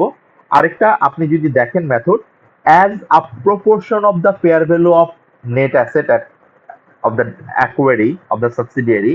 তার মানে আমরা একটু আগে একটা কোশ্চেন দেখছিলাম যে সাবসিডিয়ারির অ্যাকুইজিশন ডেটে নেট অ্যাসেট ছিল হচ্ছে $1,20,000। তো আমি যদি এই $1,20,000 উপর বেস করে আমি এনসিআই এর প্রপোর্শনেট ভ্যালু করতাম, তাহলে এই $1,20,000 40% হতো হচ্ছে আমার নন কন্ট্রোলিং ইন্টারেস্টের ভ্যালু। খেয়াল করে দেখেন, that is call that is called proportionate of the fair value of identifiable net asset subsidiary। তার মানে আমি অ্যাকুইজিশন ডেটে নন কন্ট্রোলিং ইন্টারেস্ট ক্যালকুলেট করার আইফারস 3 তে দুইটা মেথড আমাকে দেওয়া আছে। আমি আবারও বলছি, most of the time we follow fair value method, but যদি আমাকে প্রপোর্শনেট মেথড বের করতে বলে নন কন্ট্রোলিং ইন্টারেস্টের জন্য, অবশ্যই আমি নন কন্ট্রোলিং ইন্টারেস্টের প্রপোর্শনেট মেথডটা ক্যালকুলেট করব। তো এখন আমার আমার ছোট্ট একটা রিকোয়েস্ট আপনাদের কাছে, এই এক্সাম্পলটা একটু আপনারা করেন, যদিও এটা খুব মুখে মুখে করে মানে করে দেওয়ার মতো একটা কোয়েশ্চেন, বাট তারপরেও একটু চেষ্টা করেন যে আপনারা এই কোয়েশ্চেনটা সলভ করতে পারেন কিনা। আমাকে গুডউইল কত হবে অ্যাকুইজিশন ডেটে, এটা একটু কুইকলি বলার চেষ্টা করেন। আপনারা ট্রাই করে আমাকে একটু আনসারটা দেন প্লিজ।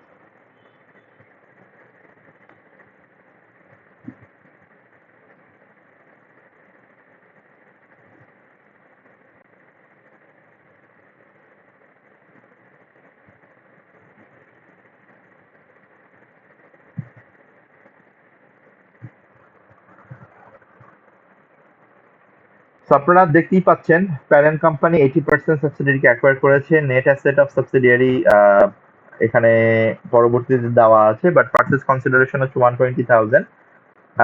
নন কন্ট্রোলিং ইন্টারেস্টের ভ্যালু হচ্ছে 28,000।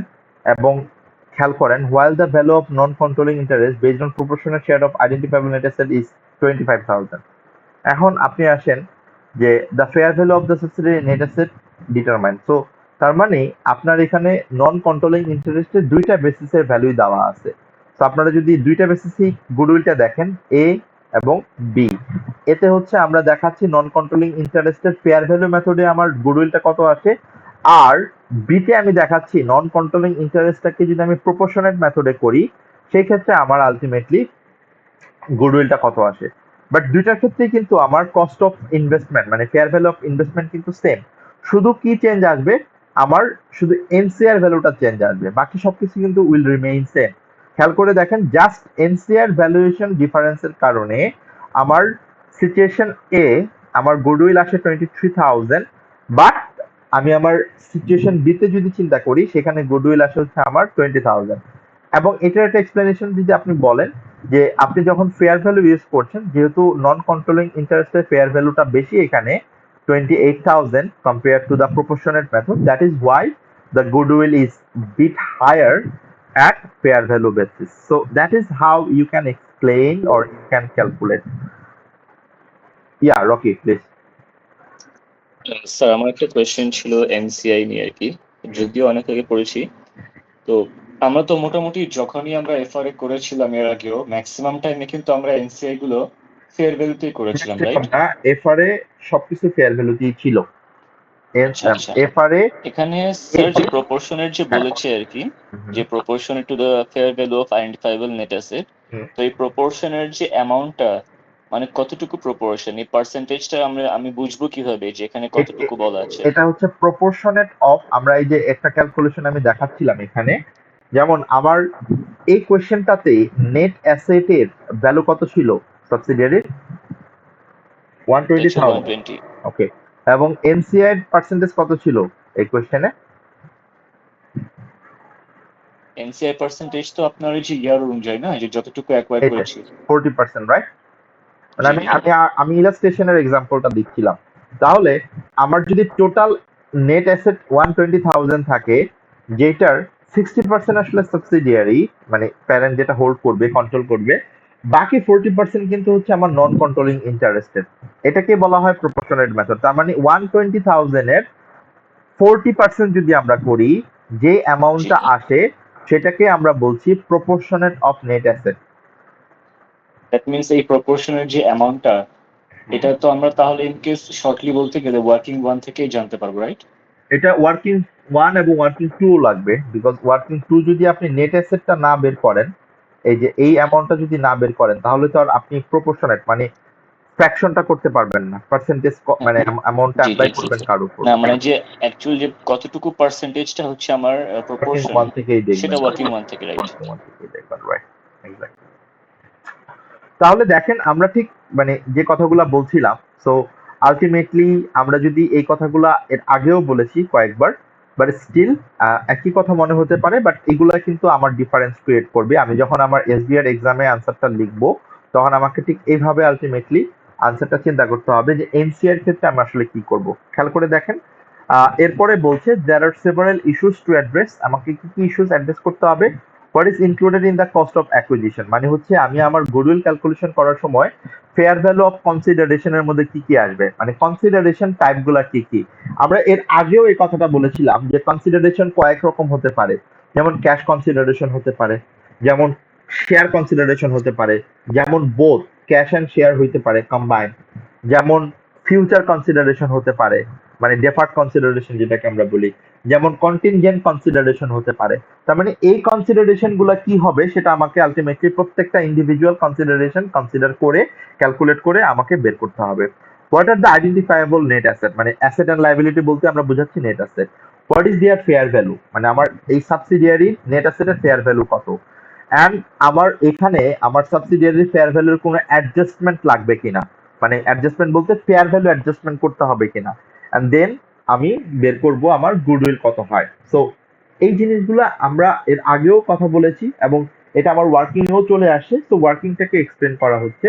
এরপরে আপনি যদি দেখেন ফিচার অফ গুডউইল, মানে আমরা গুডউইল আলটিমেটলি যে কথাটা বলছি, তো এটাকে আসলে আরেকটু ডিফাইন করা, যেমন ইন্টারনালি জেনারেটেড গুডউইল কেন আমরা দেখাতে পারবো না, খেয়াল করেন, it cannot be realised separately, its value may fluctuate widely over time, valuation can be highly subjective, it exists because of factors which are difficult to identify with precision. So এখানে এই কথাটাই আমাকে আবারও বলে দিচ্ছে যে কথাটা আমি একদম ফার্স্ট লাইনে বলেছিলাম, goodwill may be internally generated or it may arise on acquisition. However, only acquired goodwill is recognized in the financial statements. আমি শুধু acquired goodwill দেখাতে পারবো financial statements, internally generated goodwill আমি দেখাতে পারবো না।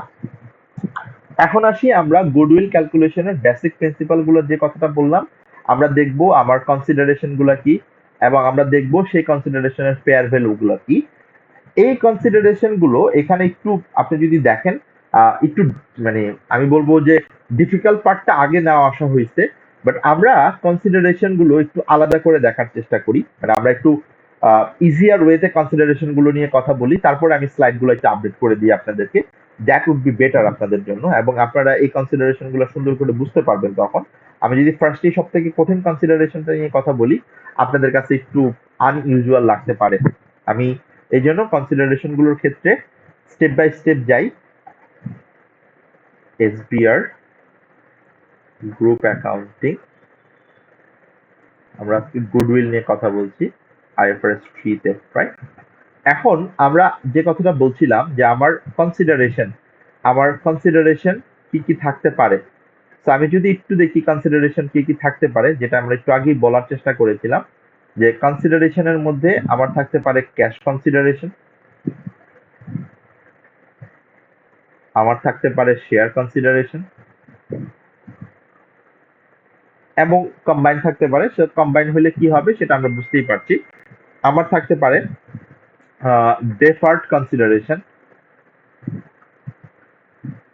আমার থাকতে পারে কন্টিনজেন্ট কনসিডারেশন। এখন একটা একটা করে যদি আমরা কথা বলি, দেখেন আহ, আমরা যদি ওয়ান বাই ওয়ান যাই, ফার্স্ট অফ অল হচ্ছে ক্যাশ কনসিডারেশন। ক্যাশ কনসিডারেশন বলতে আমরা আসলে কি বোঝাচ্ছি খেয়াল করেন, আমরা ঠিক যে কোয়েশ্চেনটা করলাম এই কোয়েশ্চেনটা কিন্তু আমার ক্যাশ কনসিডারেশন ছিল। আমি কত টাকা দিয়ে অ্যাকোয়ার করেছি? 100,000। এই যে 100,000 দিয়ে আমি অ্যাকোয়ার করেছি, say for example here the parent company or acquirer will pay cash to the acquiree. Simple কথা। তো আমি আমার সাবসিডিয়ারিকে অ্যাকোয়ার করব, তখন আমি কি করব? আমি জাস্ট তাকে ক্যাশ, এখানে ক্যাশ বলতে আমরা আসলে not hard cash, cash and cash ইকুইভ্যালেন্টের কথা বুঝাচ্ছি। তো সেই ক্ষেত্রে আমি যখন আমার সাবসিডিয়ারিকে অ্যাকোয়ার করব, of course we will agree with a price, যে কত টাকায় আমি আমার সাবসিডিয়ারিকে অ্যাকোয়ার করব। সেই অ্যামাউন্টটা এখানে আমাকে বলা হচ্ছে $1,00,000। তাহলে আমি যদি এটা ডাবল এন্ট্রি চিন্তা করি, ডাবল এন্ট্রি কি হবে আমার? Investment in subsidiary debit bank credit. কত? আমি যে অ্যামাউন্টের কথা বলছিলাম 100,000 অ্যান্ড 100,000। এখন কথাটা হচ্ছে এই যে আমার এই যে আমার 100,000 ইনভেস্টমেন্ট ইন সাবসিডিয়ারি, এটা রিপ্লেস হয়ে কি হয়ে যাবে? This will B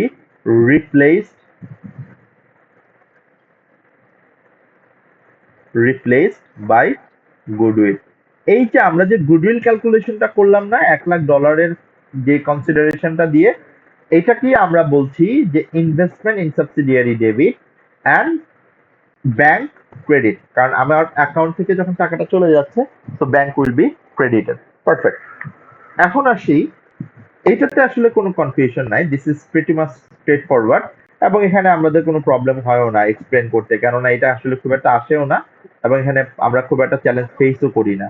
but maximum challenge আমরা ফেস করি হচ্ছে 2, 3 এবং 4-এ। What is share consideration? এটা বলতে আমরা আসলে কি বুঝাচ্ছি আনিমন? আমাকে একটু যদি হেল্প করেন আপনারা। What do you mean by share consideration?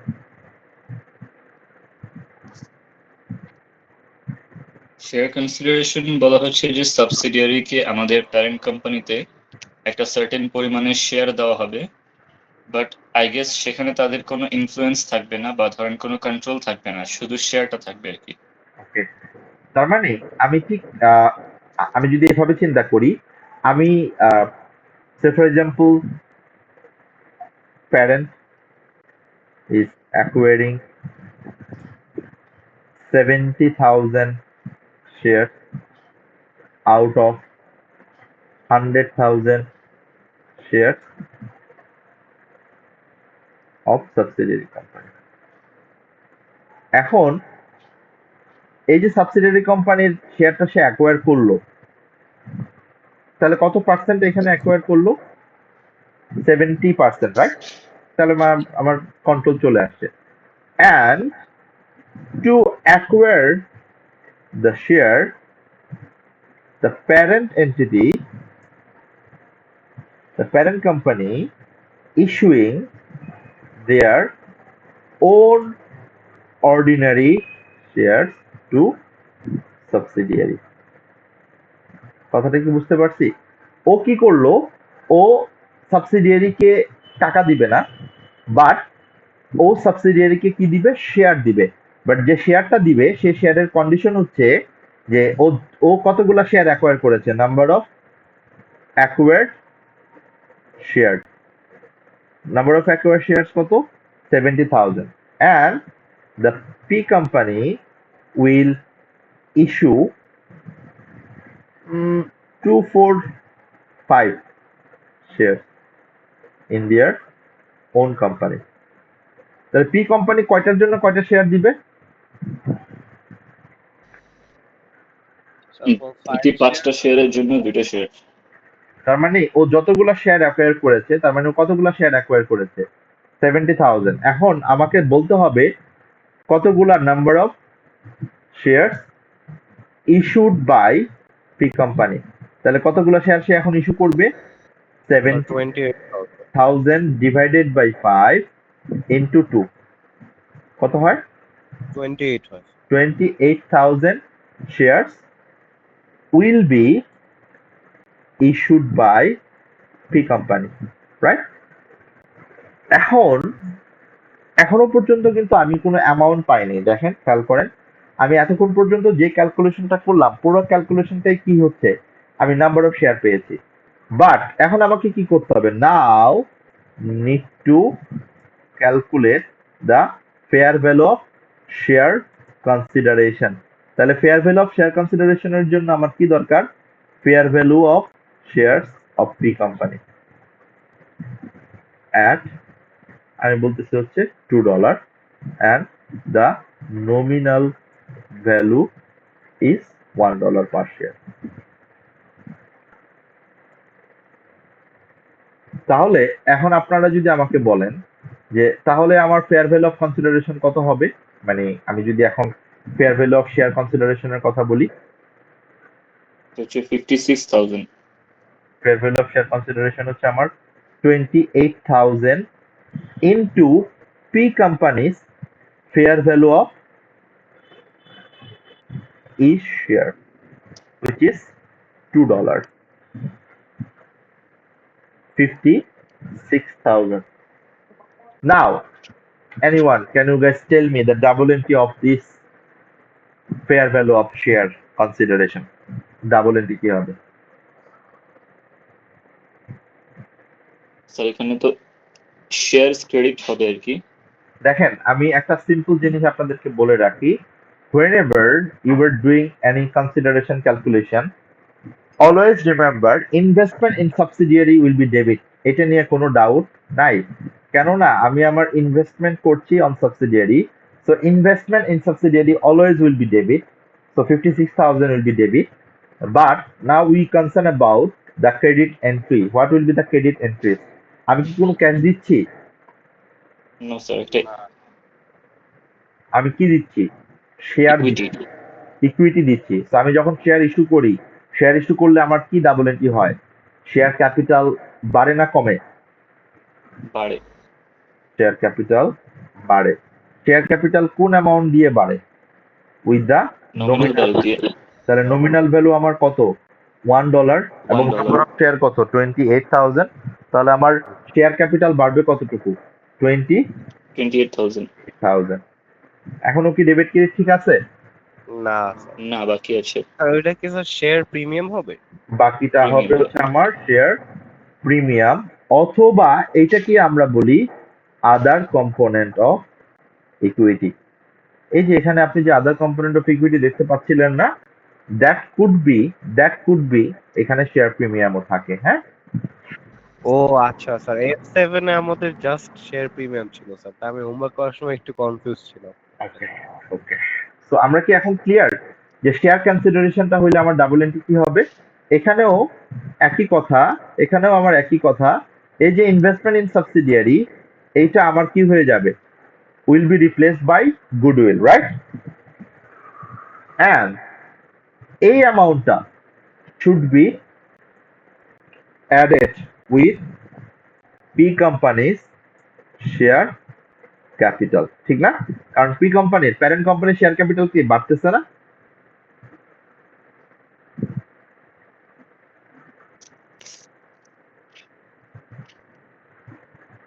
তো এটা আমরা মানে কোথায় দেখাবো, আমি যখন consolidated statement of financial position করব, এই যে আমি যে শেয়ার ক্যাপিটাল দেখাচ্ছি, এই শেয়ার ক্যাপিটালটা কিন্তু শুধু প্যারেন্ট কোম্পানির শেয়ার ক্যাপিটাল।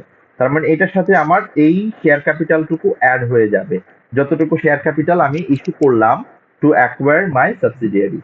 এবং এই যে এখানে যে আদার কম্পোনেন্ট অফ ইকুইটি আছে, সেটার সাথে আমার এই শেয়ার প্রিমিয়ামের ব্যালেন্সটা অ্যাড হয়ে যাবে, যেহেতু এটা আমার অ্যারাইজ করছে হচ্ছে just because of issuing share two acquire subsidiary.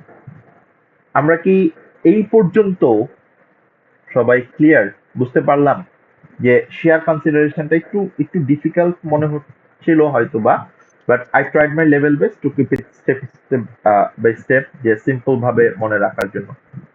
আমাকে একটু কনফার্মেশন দিবেন যে কোনো মানে কোনো ক্লারিফিকেশন লাগবে কিনা, আরো মানে কোনো কনফিউশন আছে কিনা, প্লিজ। এই জিনিসটাই কিন্তু আস্তে আস্তে দেখবেন আর একটু আপডেট হবে, সেটা হচ্ছে স্টেপ অ্যাকুইজিশন, স্টেপ ডিসপোজাল। এই যে এই শেয়ার কনসিডারেশনটা যদি বুঝেন, অনেক সময় হবে, আমি একটু হাইলাইট করে রাখছি আগে, যে আপনি হয়তো বা কোনো একটা কোম্পানি অ্যাকোয়ার করেছেন 30%, আবার স্টেপ অ্যাকুইজিশন হচ্ছে, মানে আবার আপনি 40% অ্যাকোয়ার করছেন। তো সেই ক্ষেত্রে তখন আবার এটা সাবসিডিয়ারি কোম্পানি হয়ে যায়। তো ওই স্টেপগুলো আপনি তখনই ভালো করে আইডেন্টিফাই করতে পারবেন যখন এই ফাউন্ডেশনটা ঠিকমতো আপনি ক্লিয়ার থাকবে, যে শেয়ার কনসিডারেশনের মাধ্যমে, স্টেপ অ্যাকুইজিশনের মাধ্যমে কিভাবে আমার একটা ইনভেস্টমেন্ট সাবসিডিয়ারি হয়। আবার ডিসপোজালের মাধ্যমে অনেক সময় অনেক প্যারেন্ট কোম্পানি তার সাবসিডিয়ারিকে হয়তো বা অ্যাসোসিয়েট হিসেবে ট্রিট করতে হয়, জাস্ট এটা আমার স্টেপ ডিসপোজালের কারণে। তো ওই জিনিসগুলো আমরা নেক্সট চ্যাপ্টারে ইনশাল্লাহ দেখানোর চেষ্টা করব। এরপরে আমরা দেখি, যেহেতু আপনাদের কোনো কনফিউশন নাই, আমি ধরেই নিচ্ছি সবাই আমরা ঠিক মতো বুঝতে পারছি। এরপরের যে কনসিডারেশন, সরি, হ্যালো, ক্লিয়ার বললাম স্যার, ক্লিয়ার। পারফেক্ট। এরপরে আমরা কনসিডারেশনটাতে যাই, সেটা হচ্ছে এরপরে যে দুটা কনসিডারেশন আছে, এটাকে আমরা, মানে আমি যদি মানে ইন আ নাটশেল বলি, এটাকে আমরা বলি future consideration. Future consideration, future consideration মানে কি? মানে আমি যে কনসিডারেশনটা এখন তাকে পে করি নাই, মানে এখন পে করলাম না, পে করা হয় নাই সাবসিডিয়ারিকে, এটা আমি পরবর্তীতে লেটার অন পে করব, মানে লেটার অন আমি সেটেল করব, লেটার অন আমি আসলে এটা তাকে সাবসিডিয়ারিকে আমি পেমেন্ট করব, সেটাকে বলা হয় ফিউচার কনসিডারেশন। সেই ফিউচার কনসিডারেশনটা দুই রকমের, একটা হচ্ছে ডেফার্ড কনসিডারেশন, আরেকটা হচ্ছে কন্টিনজেন্ট কনসিডারেশন। আমি আবারও আপনাদেরকে এটা একটু বলে রাখি এবং আপনাদের আন্ডারস্ট্যান্ডিংটা একটু ক্লিয়ার রাখতে চাই। ডেফার্ড কনসিডারেশন এবং ফিউচার কন্টিনজেন্ট কনসিডারেশন দুইটা একদম এক জিনিস। Accounting treatment, process, method, everything remain same, everything will remain same. আমার একদম same step, same technique, same ওয়েতে আমরা ক্যালকুলেট করব, জাস্ট একটা জায়গায় আমার ডিফারেন্স, দ্যাট ইজ দ্য আমার conditional thing, that is hour policy level thing, যে আমার ডেফার্ড কনসিডারেশনের মধ্যে, নো কন্ডিশন, ইম্পোজড। মানে কি, আমি আমার সাবসিডিয়ারিকে কোনো কন্ডিশন দিব না, আমি 3 বছর পর সাবসিডিয়ারিকে যেটা কমিট করব, যেটা অ্যাগ্রি করব, 3 বছর পর আমি আমার এই অ্যামাউন্টটা পেমেন্ট করে দিব। যেহেতু 3 বছর পর আমি পেমেন্ট করব, এই জন্য এটাকে আমরা বলছি ফিউচার কনসিডারেশন।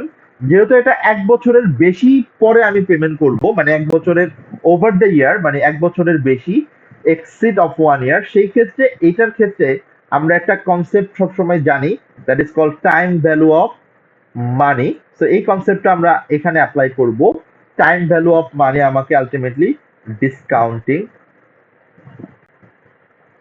অ্যান্ড আনউইন্ডিং, ওকে, এই কনসেপ্টটা আমরা এখানে বোঝার চেষ্টা করব। বাট আমি আগে আপনাকে দুইটার বেসিক ডিফারেন্সটা বুঝাই বলি। ডেফার্ড কনসিডারেশন এবং কন্টিনজেন্ট কনসিডারেশনের সবকিছুই সেম, শুধু ডেফার্ড কনসিডারেশনে প্যারেন্ট কোম্পানি কোনো কন্ডিশন ইম্পোজ করে দেয় না, বাট কন্টিনজেন্ট, যেহেতু নামটা শুনেই মনে হচ্ছে যে there is a conditional thing, condition imposed by parent company। আমার কন্টিনজেন্ট কনসিডারেশনে প্যারেন্ট কোম্পানি একটা কন্ডিশন ইম্পোজ করে যায়, দ্যাট ইজ ভেরি ইউজুয়াল। আপনারা যদি কোনো অ্যাকুইজিশন মার্জার অথবা আপনি যদি কোনো অ্যাকুইজিশনের কোনো একটা মানে মেথড গুলা পড়েন অথবা কনসিডারেশন গুলো দেখেন, আর্টিকেল পড়েন, সেখানে আপনি দেখবেন কিছু কিছু অ্যাকুইজিশনের ক্ষেত্রে এরকম থাকে যে প্যারেন্ট কোম্পানি বলে যে সাবসিডিয়ারি কোম্পানিকে ওভার দ্য 3 ইয়ার্স আমার প্রফিটের গ্রোথ থাকতে হবে 30%। যদি প্রফিটের গ্রোথ হয় 30% এর বেশি, তাহলে আমি এই কনসিডারেশন দিব। যদি প্রফিটের গ্রোথ হয় 30% এর কম, তাহলে আমি আমার এই কনসিডারেশন দিব। তার মানে আমার কন্টিনজেন্ট কনসিডারেশনে এখানে একটা রিমেজারমেন্টের ব্যাপার থাকে, মানে আমি হচ্ছে প্রতি বছর শেষে আবার রিমেজার করব যে এখানে আলটিমেটলি আমি ক্যাশ কত টাকা দিব। আর যদি ইকুইটিতে দেই, সেখানে আমি রিমেজারমেন্টের কিছু নাই, সেটা আমি ইয়ার এন্ডে গিয়ে তাকে ইকুইটি ওই অনুযায়ী অ্যাডজাস্ট করে দিব। সো একটা জিনিস আমরা ক্লিয়ার থাকি এখানে, ডেফার্ড কনসিডারেশনে কোনো কন্ডিশন থাকে না, বাট কন্টিনজেন্ট কনসিডারেশনে আমার কন্ডিশন থাকে যে আপনি যদি প্রফিট টার্গেট মিট করতে পারেন, আমি আপনাকে এই পরিমাণ, সে ফর এক্সাম্পল এত গুণ আমি আপনাকে কনসিডারেশন দিব, যেটা ইউজুয়ালি ইবিটটার উপরে হয়। ইবিটটা বলতে আমরা যেটাকে জানি earning before interest, tax, depreciation and allowances, মানে এক কথায় আমার অপারেটিং যে আলটিমেটলি নেট মানে আমার যে main profit from the operation সেটাকে আমরা বলি ইবিটা। সো এইভাবেই আলটিমেটলি কন্টিনজেন্ট কনসিডারেশনটা হয়। এখন আপনারা আমাকে একটু যদি কেউ গাইড করেন, যেহেতু এটা এফআরএও ছিল, আপনাদের কাছ থেকে আমি একটু জাস্ট গাইডেন্সটা নেই যে আপনারা যখন ডেফার্ড এবং কন্টিনজেন্ট কনসিডারেশন করেছেন তখন আপনাদের এখানে আপনারা কি স্টেপ ফলো করেছেন, মানে আপনারা কিভাবে ক্যালকুলেশনটা দেখিয়েছেন আপনাদের ফাইন্যান্সিয়াল রিপোর্টিং এর পেপারটাতে। আমাকে কনসেপ্টটা বললেই হবে, আমি চেষ্টা করবো সেই কনসেপ্টটাকেই। যতটুকু মনে আছে অতটুকু একটু বলি আর কি। অ্যামাউন্টটা বলা থাকতো আর কি, আই গেস, যে আপনারা এত ডেফার্ড কনসিডারেশনের কেসে যে আমি এত বলে দিই বছর পর তাহলে, the P company agreed to pay, say for example, $500,000 after 3 years. Okay, এইভাবে বলা থাকতো, রাইট? টু আমি এবং এখানে একটা কাইন্ডলি একটা ইয়া বলা থাকবে যে একটা ডিসকাউন্টিং একটা অ্যামাউন্ট বলা থাকবে বা পার্সেন্টেজ আর কি। ওকে, তার মানে applicable discounting rate or cost of capital is, আমি ধরে নিচ্ছি 10%, 13%। আচ্ছা, আমরা 10% চিন্তা করছি। ওকে, এরপর যেটা আছে এই 5 লাখ অ্যামাউন্টটাকে আমরা 10% দিয়ে 3 ইয়ার্স এর অ্যানুইটি দিয়ে আমরা কি এটা প্রেজেন্ট ভ্যালুতে আনবো আর কি। ওকে ওকে ওকে ওকে, তাহলে আপনি যেটা বলছেন সেটা হচ্ছে আমি যেহেতু 3 বছর, প্রতি বছর কিন্তু 5 লাখ না, হ্যাঁ, তো এখানে অ্যানুইটি না একদম হলেও লাস্ট হবে। ইয়ার আর কি। তো এটাকে আমরা আসলে অ্যানুইটি আপনি যেহেতু কথাটা নিয়ে আসছেন, আমি একটু দুইটার ডিফারেন্সটা বলে দিই। আমরা যখন কোনো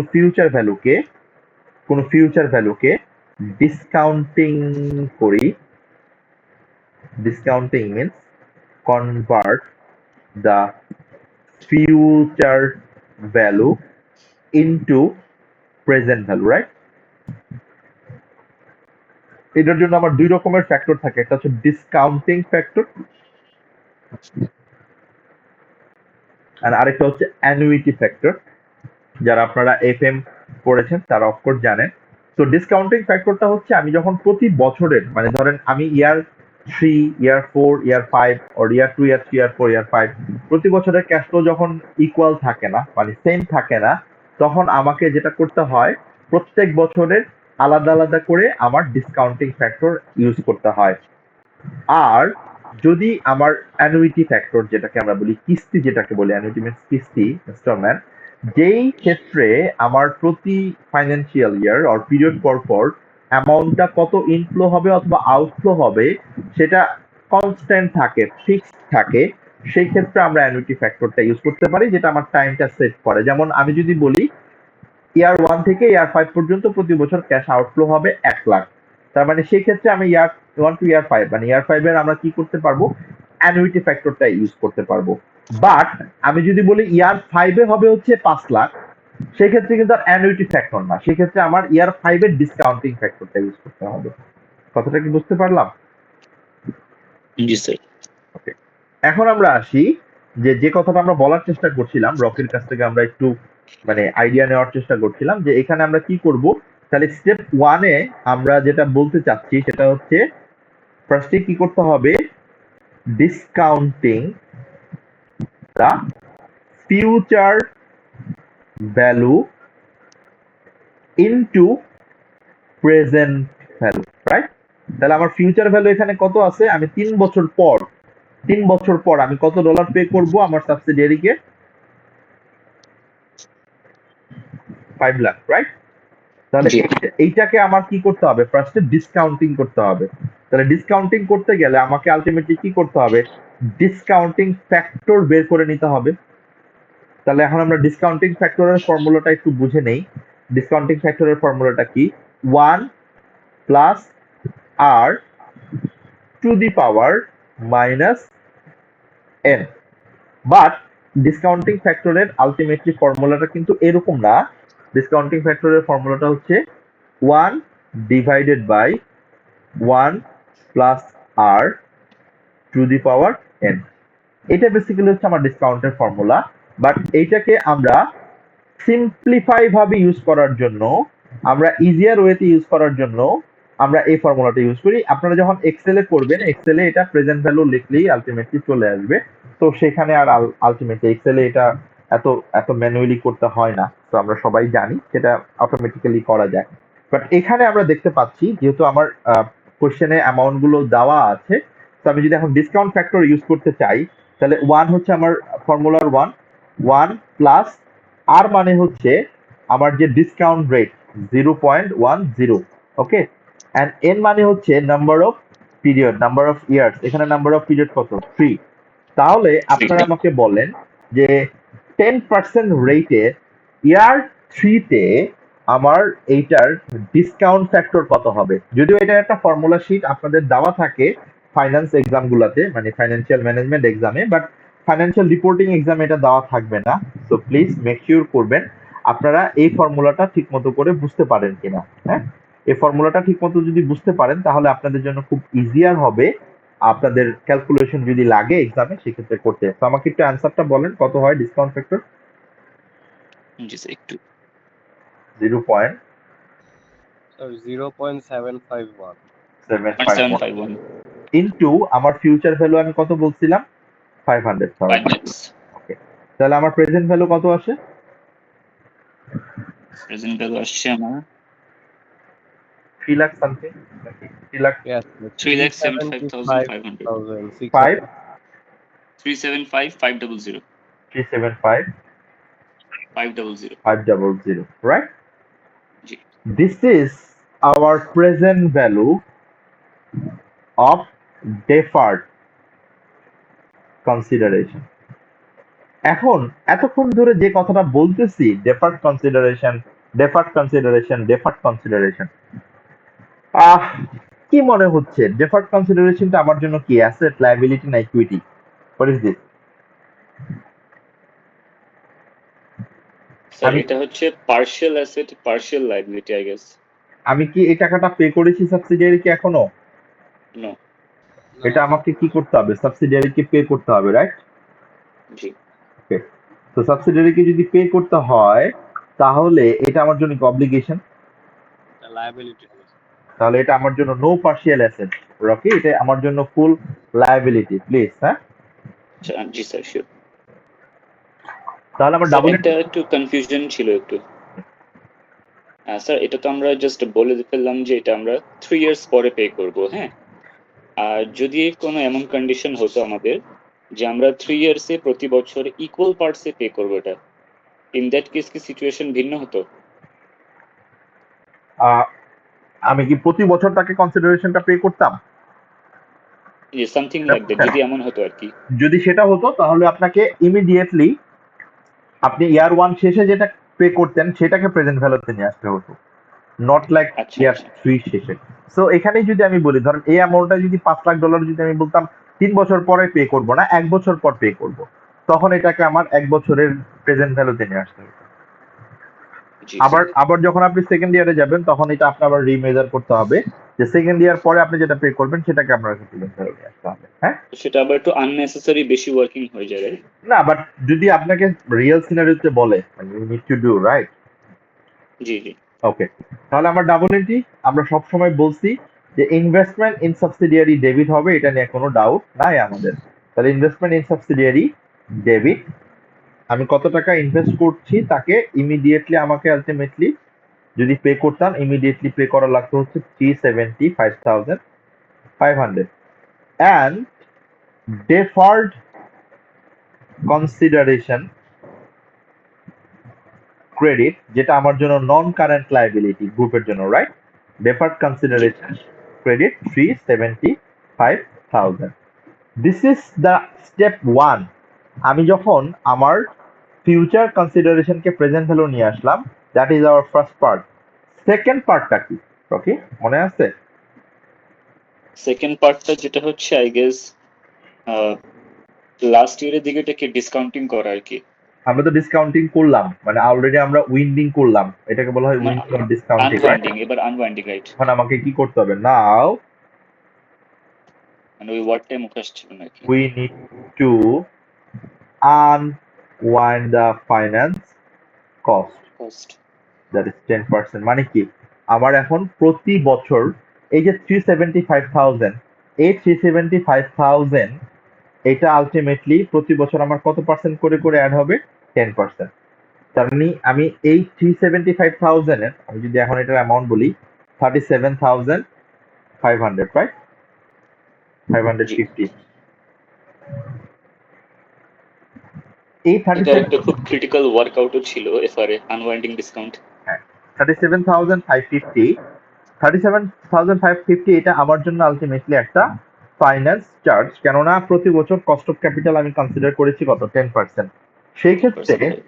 আমার ডাবল এন্ট্রি হয়ে যাবে finance cost or retain earning debit, যদি অ্যামাউন্টটা ঠিক থাকে আপনারা আমাকে একটু কনফার্ম করতে পারেন, and deferred consideration non current liability, সেটা আলটিমেটলি এখানে আমার এটা কারেন্ট লাইবিলিটি হয়ে যেতে পারে 37,550, and this is how you can record your deferred consideration, and there will be one change for contingent consideration। সেটা কি, যেটা রকি বলছিলেন, যদি প্রতি বছর আমার পেমেন্টটা কন্ডিশনাল হয় তখন আমাকে এভরি ইয়ার এটাকে রিমেজার করতে হবে, রিঅ্যাসেস করতে হবে যে সে কি কন্ডিশনটা মিট করলো কিনা। কন্ডিশন মিট করলে আমার কনসিডারেশন একরকম হয়, কনসিডারেশন যদি কন্ডিশন মিট না করে তাহলে আমাকে আলটিমেটলি রিমেজার করে দেখতে হবে এভরি ইয়ার। সো আমি ঠিক আপনাদেরকে যেটুকু দেখালাম খেয়াল করবেন, আপনার এই প্রত্যেকটা ডাবল এন্ট্রি কাভার্ড হয়ে গিয়েছে অলরেডি। শুধু এইটাই না, কন্টিনজেন্ট কনসিডারেশনটাও কাভার হয়ে গিয়েছে অলরেডি, শেয়ার এক্সচেঞ্জটাও কাভার হয়ে গিয়েছে অলরেডি, এন্ড স্যার ক্যাশ একটু ওয়ার্কিং এ যাবেন, একটা কোয়েশ্চেন ছিল। প্লিজ। এবং ক্যাশ কনসিডারেশনের কথাটা আমি ফার্স্টই বলেছি, যদিও স্টাডি হবে ক্যাশ কনসিডারেশনটা আলাদা করে হাইলাইট করা হয়। স্যার এখানে যে আমাদের যে লাইনটা আছে যে ডেফার্ড কনসিডারেশন নন কারেন্ট লাইবিলিটি, যেটা হুম। এই যে 375,500, হুম। স্যার 1 বছর পর আমরা যে আনওয়াইন্ডিং করলাম, এই আনওয়াইন্ডিং করার পরে এই নন কারেন্ট লাইবিলিটিতে কোনো চেঞ্জ আসবে না? হ্যাঁ, তখন আপনার যখন আপনি আনউইন্ডিং করলেন এর মধ্যে আপনার এই 375,500 এটা হচ্ছে আপনার প্রেজেন্ট ভ্যালু, তখন এইটা এবং এইটা দুইটা মিলে হচ্ছে টোটাল লাইবিলিটি হবে। ওকে, তার মধ্যে মানে অ্যাকিউমুলেট হয়ে যাবে, রাইট? অ্যাকুমুলেটেড হয়ে যাবে। এখন আমি যদি আপনাকে জিজ্ঞেস করি যে at consolidated statement of financial পজিশনে টোটাল ডেফার্ড কনসিডারেশন কত, তখন এটা I think 4 lakh something total হবে। লাইবিলিটি কত, এটা অনেক সময় আপনাকে এক্সপ্লেন করতেই বলতে পারে। তখন আলটিমেটলি হয়ে যাবে হচ্ছে 375,550 প্লাস এই 37,000 এটা। Okay, that will be your total. Third ইয়ারের জন্য আমরা এই অ্যামাউন্টের উপরই আই থিঙ্ক আনওয়াইন্ড করব, রাইট? ইয়াস, যখন আমি সেকেন্ড ইয়ারে যাব, নট থার্ড ইয়ারে, যখন আমি second সেকেন্ড year, ইয়ারে যাব তখন আমার 10% অ্যাড হবে হচ্ছে এখানে যে অ্যামাউন্টটা আসে সেই অ্যামাউন্টের উপর 10%। ওকে, তো এটা প্রতি বছর আমার কিউমুলেটিভ ওয়েতে আমার আনউইন্ডিং করতে হবে। অ্যান্ড এক্স্যাক্টলি আপনি দেখবেন 3 বছর পরে গিয়ে the amount should be exactly equal to 500,000। কিছুটা ফ্র্যাকশন হইতে পারে জাস্ট আমার ওই ডেসিমাল কম বেশি নেওয়ার কারণে, জি বাট জি। Principally the amount should be 500,000 at the end of year 3। Okay, clear আমাদের? জি স্যার। ওকে, এখন আমরা এতক্ষণ যে কনসিডারেশন গুলো নিয়ে কথা বললাম, এই সবগুলো কনসিডারেশনই বেসিক্যালি হচ্ছে আমাদের মানে এটা এসবিআর এর জন্য খুব ইম্পর্টেন্ট, এবং এসবিআর এর এই ডিসকাশন গুলো আপনাকে খুব ভালো করে করতে বলে এবং খুব ডিটেলসে করতে বলে। সো প্লিজ আপনারা এই পয়েন্ট গুলো একটু মাথায় রাখবেন, যেন এসবিআর এ আমরা, যদিও এটা মনে হচ্ছে এফআর এর পার্ট, বাট এফআর এ আপনাদের ক্যালকুলেশনের উপর অনেক ফোকাস করা হতো।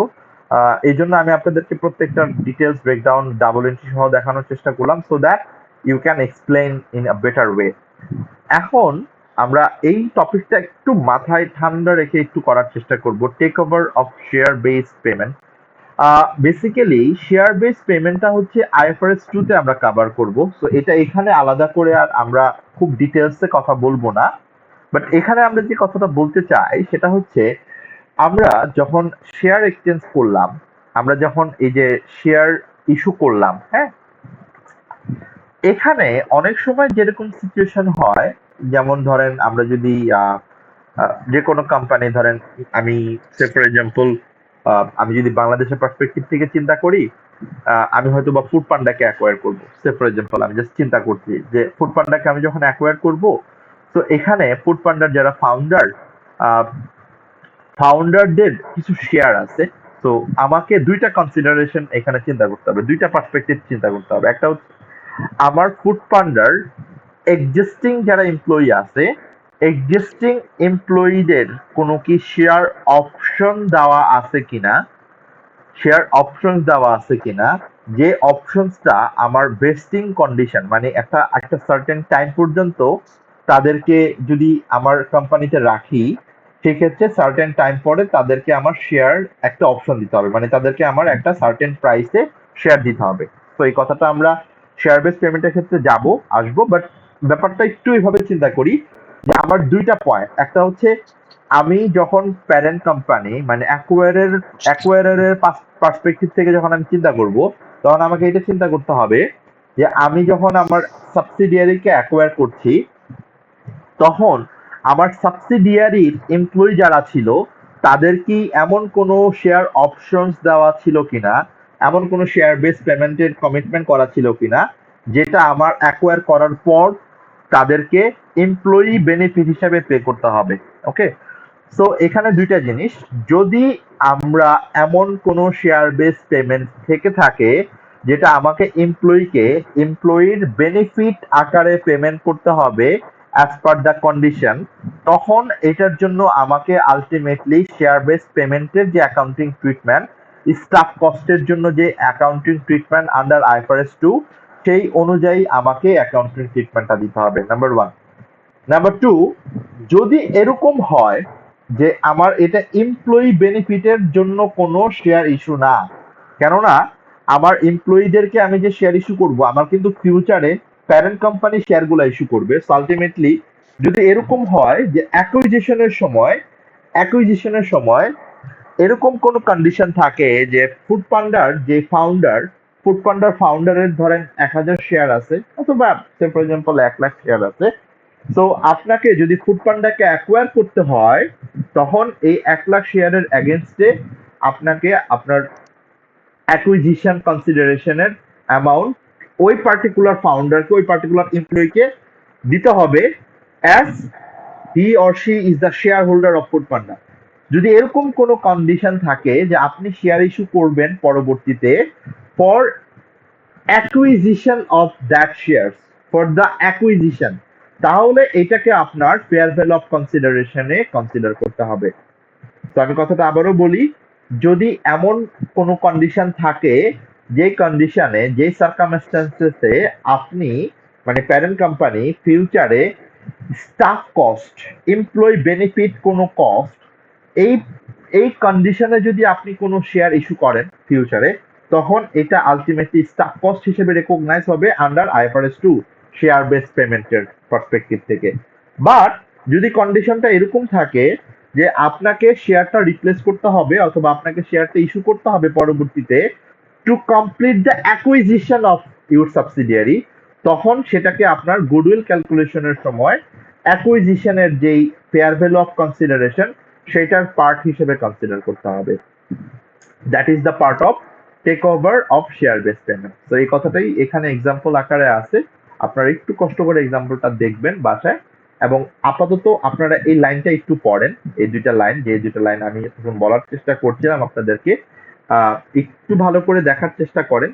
যে কথাটা বললাম, ফার্স্টেরটা হচ্ছে যেটা আমার গুডউইল ক্যালকুলেশনের সাথে অ্যাডজাস্ট করতে হবে, আর সেকেন্ডটা হচ্ছে যেটা আমার স্টাফ কস্ট মানে এমপ্লয়ি কস্ট হিসাবে আমাকে কনসিডার করতে হবে under IFRS 2 share base payment.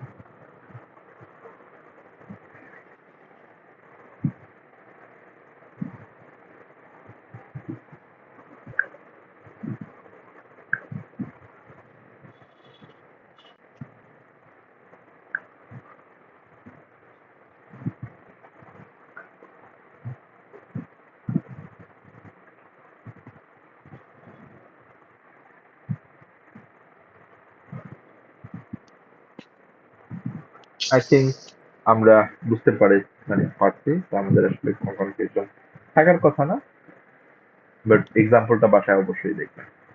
আহ, এরপরে আসি ট্রানজেকশন কস্ট। এই পয়েন্টগুলো অনেকটা বুলেট পয়েন্টের মতো, আমরা একটা একটা করে একটু দ্রুত চলে যাবো এই জায়গাটাতে। ট্রানজেকশন কস্ট বলতে আমরা যেটাকে বুঝি, আপনারা সবাই এটা খুব ভালো করে জানেন যে যখন আমরা কোনো টার্গেট করি কাউকে যে আমি অ্যাকোয়ার করব, আমি কোনো সাবসিডিয়ারিকে অ্যাকোয়ার করব অথবা আমার কোনো অ্যাকুইজিশন হবে, অফকোর্স অ্যাকুইজিশন করার আগে অনেকগুলো স্টেপ থাকে, অনেক লিগ্যাল প্রসিডিউর থাকে, আমাকে ডিউ ডিলিজেন্স করতে হয়, ভ্যালুয়েশন করতে হয়, অনেক অ্যাডভাইস নিতে হয়, অনেক থার্ড পার্টি ভেরিফিকেশন করতে হয়। তো এরকম অনেকগুলা কিন্তু কস্ট অ্যারাইজ করে due to acquire the subsidiary, সেইগুলাকে আমরা একসাথে বলি ট্রানজেকশন কস্ট। তো আমাদের অনেকেরই মাথায় থাকতে পারে যে ট্রানজেকশন কস্টটাকে আমরা ক্যাপিটালাইজ করি কিনা, মানে আমি আমার কনসিডারেশন হিসেবে দেখাই কিনা গুডউইল ক্যালকুলেশনের জন্য। না, এইটাকে আমরা এক্সপেন্স হিসেবে আলটিমেটলি মেজার করি, not as part of the consideration value. হ্যাঁ, সো এই ট্রানজেকশন কস্ট যা ইনকার্ড হয় সবগুলো কস্টকেই আমরা ইমিডিয়েটলি এক্সপেন্স হিসেবে ট্রিট করব, আমরা এটাকে কখনোই কনসিডারেশনের ভ্যালু হিসেবে রেকগনাইজ অথবা মেজার করব না। এরপর আমরা আসি যে আমাদের সাবসিডিয়ারির যদি কোনো কম্পোনেন্ট থাকে, সাবসিডিয়ারির কম্পোনেন্ট গুলাকে আমরা কিভাবে আসলে রেকগনাইজ করব এবং কিভাবে মেজার করব। এখানে একটা একটা করে অ্যামাউন্ট বলা আছে যে আমার সাবসিডিয়ারির ক্ষেত্রে যদি কোনো ইনট্যাঞ্জিবল অ্যাসেট থাকে, যেটাকে আমরা ব্র্যান্ড বলতে পারি অথবা ইন্টারনালি জেনারেটেড কোনো প্যাটেন্ট ট্রেডমার্ক বলতে পারি, সেই ক্ষেত্রে আমরা সবাই জানি একটা কথা যে ইনট্যাঞ্জিবল অ্যাসেট, ইন্টারনালি জেনারেটেড কোনো ইনট্যাঞ্জিবল অ্যাসেট কখনোই আমরা আমাদের ফাইন্যান্সিয়াল স্টেটমেন্টে প্রেজেন্ট করতে পারি না। তার মানে অ্যাকোয়ারি মানে সাবসিডিয়ারি যখন এটা তার ব্র্যান্ড হিসেবে ছিল, তার ট্রেডমার্ক হিসেবে ছিল, তার প্যাটেন্ট হিসেবে ছিল, সে এটাকে সেপারেটলি যদি আইডেন্টিফাই করতে না পারে, সেটাকে যদি সেপারেটলি সে যদি মানে সেপারেবল না করতে পারে, সেটা যদি কন্ট্রাকচুয়াল রাইটস থেকে না আসে, তাহলে কখনোই সে তার ওই ইনট্যাঞ্জিবল অ্যাসেট গুলোকে রেকগনাইজ করতে পারতো না, পারে না। বাট যখনই আমি সাবসিডিয়ারিকে অ্যাকোয়ার করে ফেলবো, তখনই কিন্তু আমাকে ওই সাবসিডিয়ারির ইন্টারনাল জেনারেটেড গুডউইলটাকে অথবা ইন্টারনাল জেনারেটেড কোনো legal rights, customer list or any brand, এটাকে আমরা আমাদের কনসলিডেটেড স্টেটমেন্ট অফ ফাইন্যান্সিয়াল পজিশনে অ্যাসেট হিসেবে আমরা রেকগনাইজ করতে পারবো। So that is the part. এরপরে আমরা আসি contingent liability of the acquiree. এখানেও আমাদের একই কথা যে আলটিমেটলি যখন আমরা কন্টিনজেন্ট লাইবিলিটি থাকে, আমরা IAS 37 অনুযায়ী কন্টিনজেন্ট লাইবিলিটিকে কখনোই রেকগনাইজ করি না, রাদার আমরা এটাকে আলটিমেটলি ডিসক্লোজার দেই সিঙ্গেল এন্টিটি যখন আমরা করি। বাট যেখানে আমার যদি আমার কন্টিনজেন্ট লাইবিলিটির যে অ্যামাউন্টটা, সে অ্যামাউন্টটা যদি পরবর্তীতে আমার প্রবাবল হয়ে যায় কনসিডারেশনের সময়, অথবা ফিউচারে আমার এমন কোনো এক্সপেন্স আসবে, সেটাকে যদি আলটিমেটলি আমরা রিলায়েবলি এস্টিমেট করতে পারি, তখনই এটাকে আলটিমেটলি আমরা কনসিডার করব। আদার দেন দ্যাট, এখানে একটা মজার ব্যাপার আছে, অনেকেই আমরা এই কাজটা করি যে আমার অ্যাকুয়ারি মানে সাবসিডিয়ারির যে কন্টিনজেন্ট লাইবিলিটি থাকে, সেটাকে আমরা আমাদের অ্যাকুইজিশনের সময় মানে আমার যখন কনসলিডেশন হয়, তখন এটাকে আমরা নেট অ্যাসেটের সাথে অ্যাডজাস্ট করতে চাই, অনেকেই এটা আমরা করতে চাই। আমাকে একটু বলতে হবে এই জিনিসটা যদি আমরা করি সেক্ষেত্রে প্রবলেমটা কোন জায়গায়। যেমন আমার অ্যাকুয়ারি মানে সাবসিডিয়ারির যে কন্টিনজেন্ট যেই লাইবিলিটি গুলো আছে, যে প্রভিশন গুলো আছে, সেটাকে যদি আমি কনসলিডেশনের করার সময় আমি যদি আমার প্রভিশন হিসেবে রেকগনাইজ করি, সেই ক্ষেত্রে একটা প্রবলেম আছে। মানে এখানে একটা প্রবলেমটা হচ্ছে যে আমার যে আলটিমেট যে প্যারেন্ট কোম্পানির টোটাল লাইবিলিটিস, সেটা হচ্ছে আমার ওভারস্টেট হয়ে যাবে আর কি, এক্স্যাক্টলি, যেটা আমার আই গেস IAS 1 এর অনুযায়ী কনসিস্টেন্ট না। হ্যাঁ, বাট ওভারস্টেট হইলে কি হবে এটার ইম্প্যাক্টটা জানতে চাচ্ছি। ওভারস্টেট হইলে আমার কোন জায়গায় ইম্প্যাক্টটা পড়বে, মানে ইম্প্যাক্টটা কোথায় পড়বে?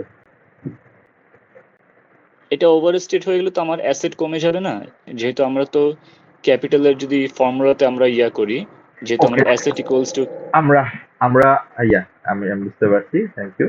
আমরা আমাদের এই ওয়ার্কিং থ্রুতে চলে যাই। যদি আমি এখানে আমার প্রভিশনটা ওভারস্টেট করি, প্রবলেমটা কিভাবে খেয়াল করেন? প্রভিশন কি এক ধরনের লায়াবিলিটি, রাইট? এক্স্যাক্টলি। ওকে, যদি আমি লায়াবিলিটি বেশি রাখি, ভালো করে খেয়াল করেন, লায়াবিলিটি যদি আমি অ্যাকুইজিশন রেটে বেশি রাখি, তাহলে আমার নেট অ্যাসেট বাড়বে না কমবে? কমে যাবে। যদি নেট অ্যাসেট কমে যায়, খেয়াল করেন, নেট অ্যাসেট আমার এখানে 1,20,000, যদি এখানে নেট অ্যাসেট 1,20,000 না হয়ে 1,00,000 হইতো, তাহলে গুডউইল বাড়তো না কমতো? গুডউইল তখন বেড়ে যেত। এক্স্যাক্টলি।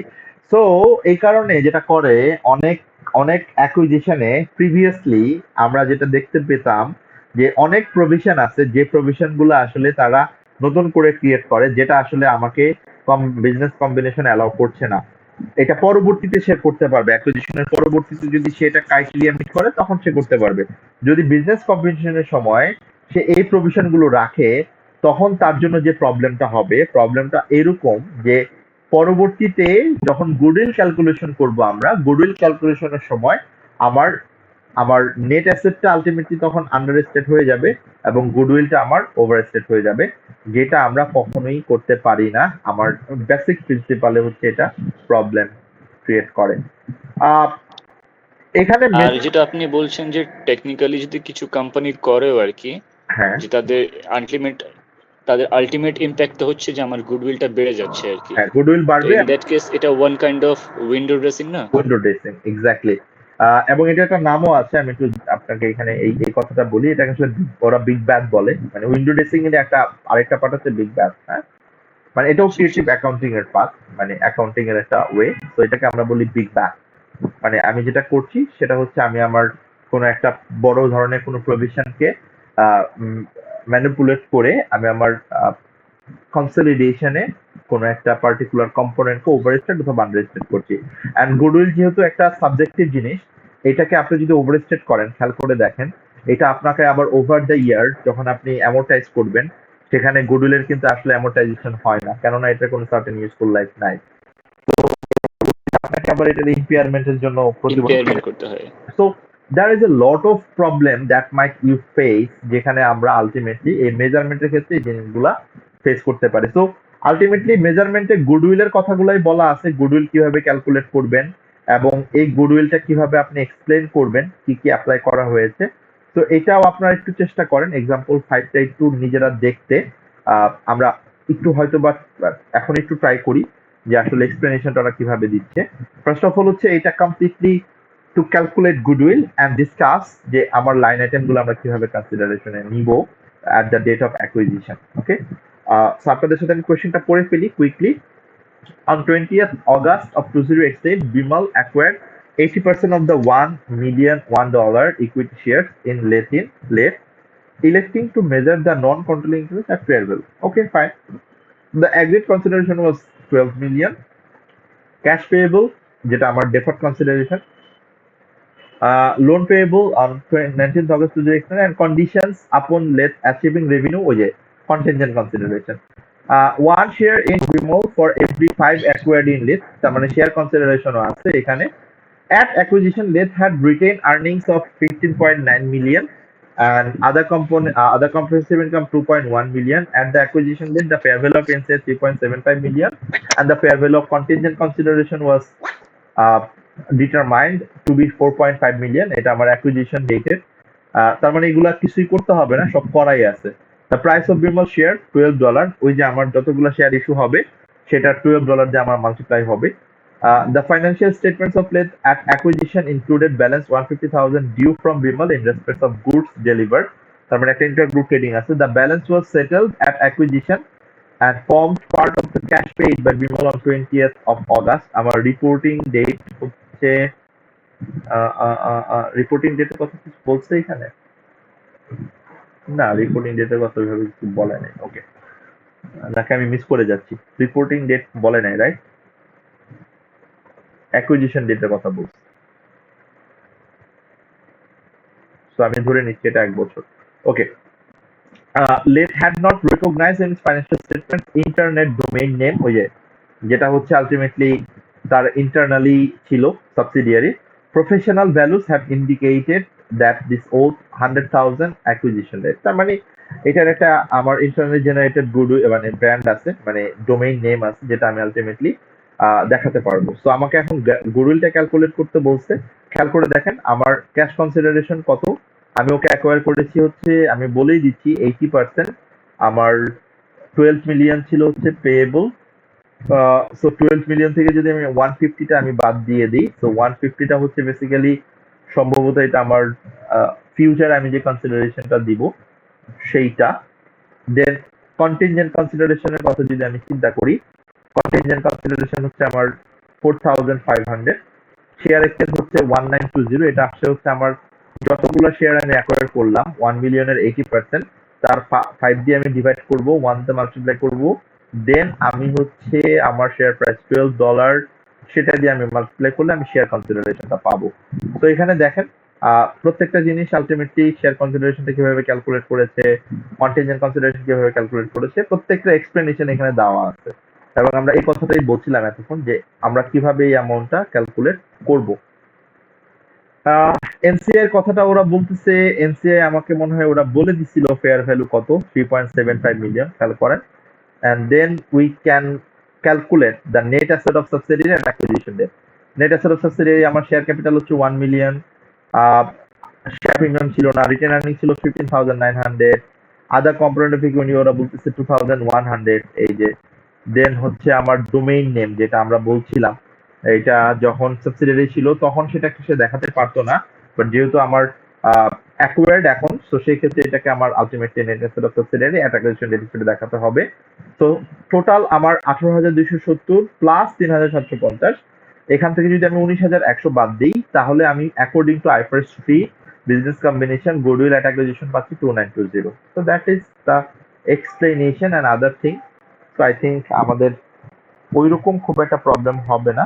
স্টিল আমি আপনাদেরকে রিকমেন্ড করছি, রিকোয়েস্ট করছি, এই স্টাডি হাবের যে এক্সাম্পল গুলো আছে সেই এক্সাম্পল গুলো একটু ভালো করে আমরা দেখে নিব। ওকে, অ্যান্ড প্রভিশনাল অ্যাকাউন্টিং যেটা আমরা একটু আগেই বলছিলাম যে আমরা at the date of acquisition, সেখানে আমি আমার আনরিয়েলিস্টিক কোনো প্রভিশন দেখাতে পারবো না, বাট অ্যাকুইজিশনের পর যদি আমার কোনো অ্যামাউন্ট যেটা আমার প্রভিশনের ক্রাইটেরিয়া মিট করে আইএস 37 অনুযায়ী, আমি আমার প্রভিশনের ক্রাইটেরিয়া এর আগেও বলেছি, সেক্ষেত্রে যদি মিট করে তাহলে অবশ্যই আমাকে প্রভিশন রাখতে হবে, এবং এটা প্রতি বছর আমাকে আলটিমেটলি রিভিউ করতে হবে প্রভিশনটা আমার রাখবো কিনা, মানে রাখলে কি আমার অ্যামাউন্টটা বাড়বে কি বাড়বে না। So that is part of is 37, এটা আপনারা এফআরও দেখেছেন। তো এখানে খুব বেশি আসলে প্রবলেমের জায়গা না, প্রফেশনাল অ্যাকাউন্টিং এর যে জায়গাটা, এটা কমপ্লিটলি আইএস 37 এর একটা কপি পেস্ট আপনি চিন্তা করতে পারেন। ফেয়ার ভ্যালু যে কথাটা আমরা একটু আগেও বলে আসছি, যে আমরা যখন কনসিডারেশনের ভ্যালুয়েশন করি, আমরা যখন এনসিআর ভ্যালুয়েশন করি, আমরা সবসময় আপনাদেরকে বলছি যে এটাকে অবশ্যই অবশ্যই আমাকে দেখতে হবে যে আমাকে কোন মেথডে করতে বলা হচ্ছে। যদি আমাকে কিছু না বলে, আমার যেমন আমি যদি এনসিআর কথা বলি, আমাকে যদি কিছু না বলে তাহলে আমাকে অবশ্যই এটা ফেয়ার ভ্যালু মেথডে করতে হবে। আর যদি আমাকে কোশ্চেনে বলে যে আমার ফেয়ার ভ্যালু মেথডও আছে, আমার প্রপোর্শনেট মেথডও আছে, আমি এখন কোন মেথডে করব, তখন আমাকে ঠিক যে মেথডে করতে বলবে সেই মেথডে। বাট এখানে একটা কথা আছে, সেটা হচ্ছে আমি আমার এনসিআই অথবা কনসিডারেশন যে ভ্যালুটা, মানে ইনভেস্টমেন্ট যে ভ্যালুটা, আপনাদের কাছ থেকে আমি একটু শুনতে চাই যে আমার সাবসিডিয়ারির কম্পোনেন্ট গুলোকে ফেয়ার ভ্যালু মেজারমেন্ট আমি কেন করব, মানে why should we follow fair value to calculate the component of subsidiary, মানে asset and liability of subsidiary, কেন? আই গেস এখানে যেটা হচ্ছে প্রপোর্শনের যেটা, ওটা আসলে অতিরিক্ত সাবজেক্টিভ হয়ে যায় আর কি। যদিও প্রপোর্শনেট করা, বাট ওখানে আসলে অনেকজনের অনেক মত থাকতে পারে। ওকে, আর ফেয়ার ভ্যালুটা যেহেতু এর আগে আমরা বলেছিলাম যে যখন কোনো অ্যাকুইজিশন হবে, তো এখানে অনেকগুলো প্রফেশনাল পিপল জড়িত থাকবে, তারা আসলে ভ্যালুয়েশন এবং আদার্স। তো ফেয়ার ভ্যালু যে অ্যামাউন্টটা, এটা মোটামুটি একটা একটা আমার কনভার্জিং পয়েন্টে আসবে আর কি, যেখানে আসলে অনেকজনের আর্গুমেন্ট নাও থাকতে পারে। ওকে, এনিওয়ান? হ্যাঁ, good good point, good point. বাকিরা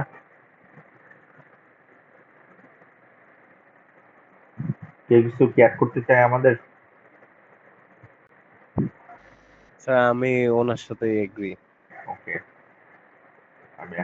আচ্ছা, ফার্স্ট অফ অল আপনারা একটু নর্মালি চিন্তা করেন, আপনি আপনাদের পার্সপেক্টিভ থেকে চিন্তা করেন। সে ফর এক্সাম্পল আপনি কোনো একটা কোম্পানিকে অ্যাকোয়ার করতে চান।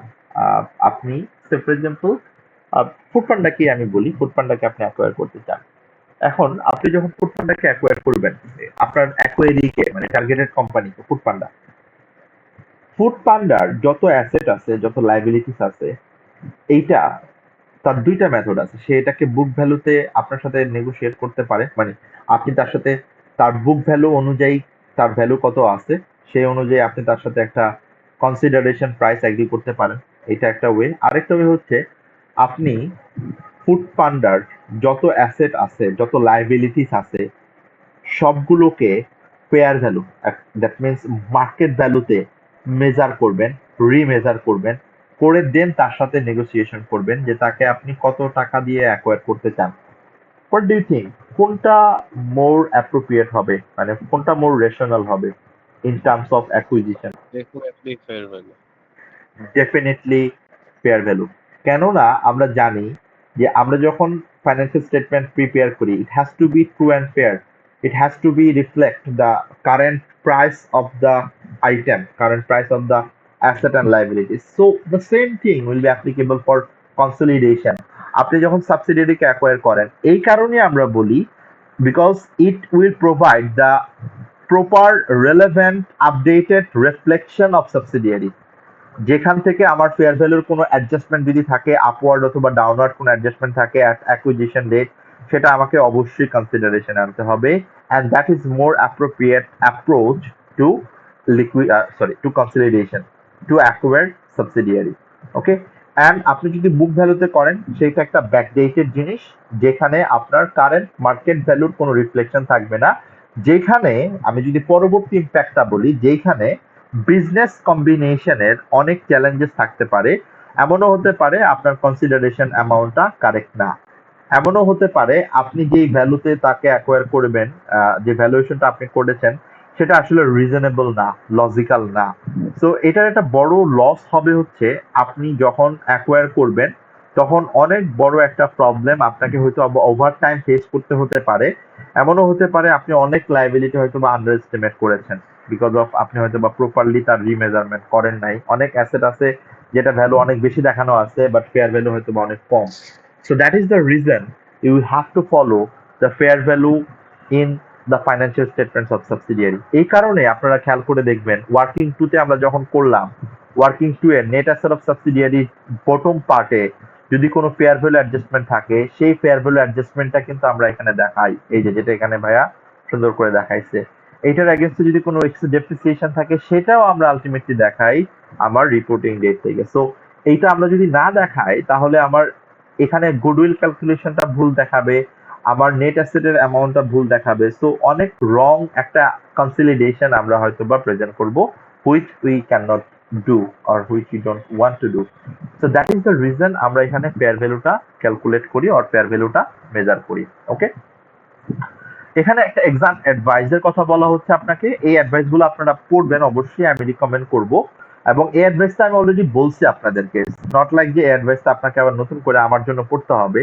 দেখেন আমি আপনাকে যে অ্যাডভাইসের কথা বলছি সেটাই ওরা আপনাকে মানে এখানে এক্স্যাক্টলি এই কথাটাই বলছি। You may be asked to discuss the calculation of goodwill on acquisition and or required to account for goodwill by making entries in pre-populated consolidation spreadsheet. It is therefore important to be confident in how goodwill is accounted for as well as how it is calculated. তার মানে এখানে আমার গুডউইলের প্রেজেন্টেশনটা কি হবে সেটাও যেমনটা important, এবং এটার ক্যালকুলেশনটা কিভাবে হবে সেটাও আমার জন্য খুব ইম্পর্টেন্ট। তো এটা একটু ভালো করে মাথায় রাখতে হবে যে আমরা যেন গুডউইলের ক্যালকুলেশনটা ঠিক মতো করে ভালো করে করতে পারি। নাও it's time to understand the positive goodwill and negative goodwill that we already touched like little bit আমি আপনাদেরকে বলার চেষ্টা করেছি। সেটা হচ্ছে আমরা এখানে যে গুডউইলটা ক্যালকুলেট করলাম, খেয়াল করে দেখেন এই যে গুডউইলটা, এটা কি পজিটিভ গুডউইল না নেগেটিভ গুডউইল? সরি, এই যে গুডউইল এর অ্যাকুইজিশন ডেট, স্যার পজিটিভ। এই গুডউইলটা যদি আমার নেগেটিভ হইতো, আমি যদি বলতাম এটা negative goodwill 20,000, what does that mean? মানে নেগেটিভ গুডউইল বলতে কি আসলে কোনো গুডউইল থাকে? মানে do you have any idea যে what do you mean by negative goodwill? What is it? একটু মানে স্যার ফেয়ার ভ্যালু থেকে আরো কম প্রাইসে কোম্পানিটা অ্যাকুইজিশন করা হয়েছে। ওকে, তার মানে হচ্ছে আমরা যদি এভাবে চিন্তা করি যে আমার যদি পজিটিভ গুডউইল থাকে তাহলে এটা অ্যাজ ইট ইজ আমরা ঠিক যেভাবে মেজারমেন্ট করেছি, যেভাবে আমরা প্রেজেন্টেশন করেছি, অ্যাকাউন্টিং ট্রিটমেন্ট করেছি, দ্যাট ইজ ওকে। আমার পজিটিভ গুডউইলটা কিন্তু ঠিক যেই কাজটা আমরা এতক্ষণ করলাম, কনসলিডেশনে কিভাবে আসবে, এটাকে আমরা কিভাবে প্রেজেন্ট করব স্টেটমেন্ট অফ ফাইন্যান্সিয়াল পজিশনে, সেই জিনিসটা কিন্তু আমরা কিন্তু অলরেডি বললাম এই কথাগুলা, এবং প্রত্যেকটা ডাবল এন্ট্রি করেই আমরা দেখাইলাম যে কিভাবে আমরা ক্যালকুলেশনটা করব। বাট যেটা আপনি বললেন, যদি এটা নেগেটিভ গুডউইল হয়, যেটাকে আমরা আসলে এখানে নেগেটিভ গুডউইল বলছি, হোয়াট ডাজ ইট মিন আসলে? নেগেটিভ গুডউইল বলতে আমরা যেটা বুঝাই সেটা হচ্ছে, আপনি যদি ঠান্ডা মাথায় চিন্তা করেন, আপনি বাজারে গেলেন, কোন একটা প্রোডাক্টের মার্কেট ভ্যালু ধরেন, সে ফর এক্সাম্পল আমি যদি বলি মার্কেট ভ্যালু 1,20,000, ওকে, বাট আপনার তাকে পে করতে হয়েছে হচ্ছে 1,00,000।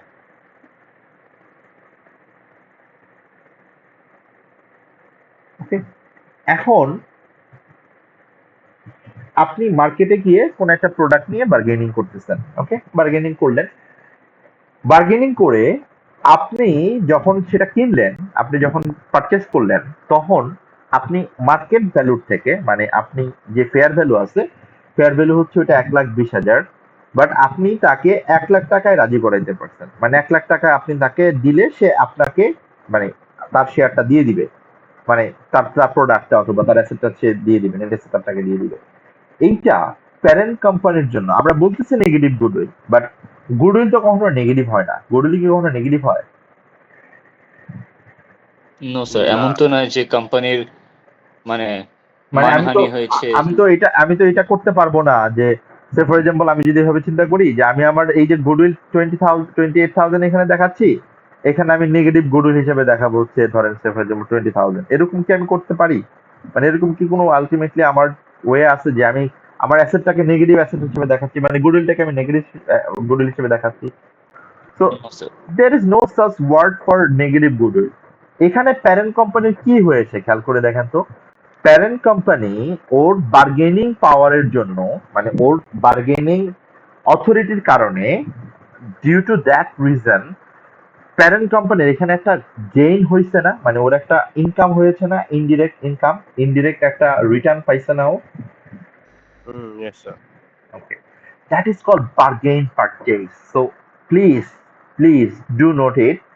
যদি কোনো নেগেটিভ গুডউইল হয় তাহলে নেগেটিভ গুডউইলটা কখন হয়? যেটা আমরা বললাম, আমি আমার যেটুকু ফেয়ার ভ্যালু থেকে যদি আমি কম প্রাইসটাকে কনসিডার করি, মানে আমি যদি তাকে ফেয়ার ভ্যালু থেকে কম প্রাইস আমাকে পে করতে হয়, সেটাকে আমরা বলি নেগেটিভ গুডউইল।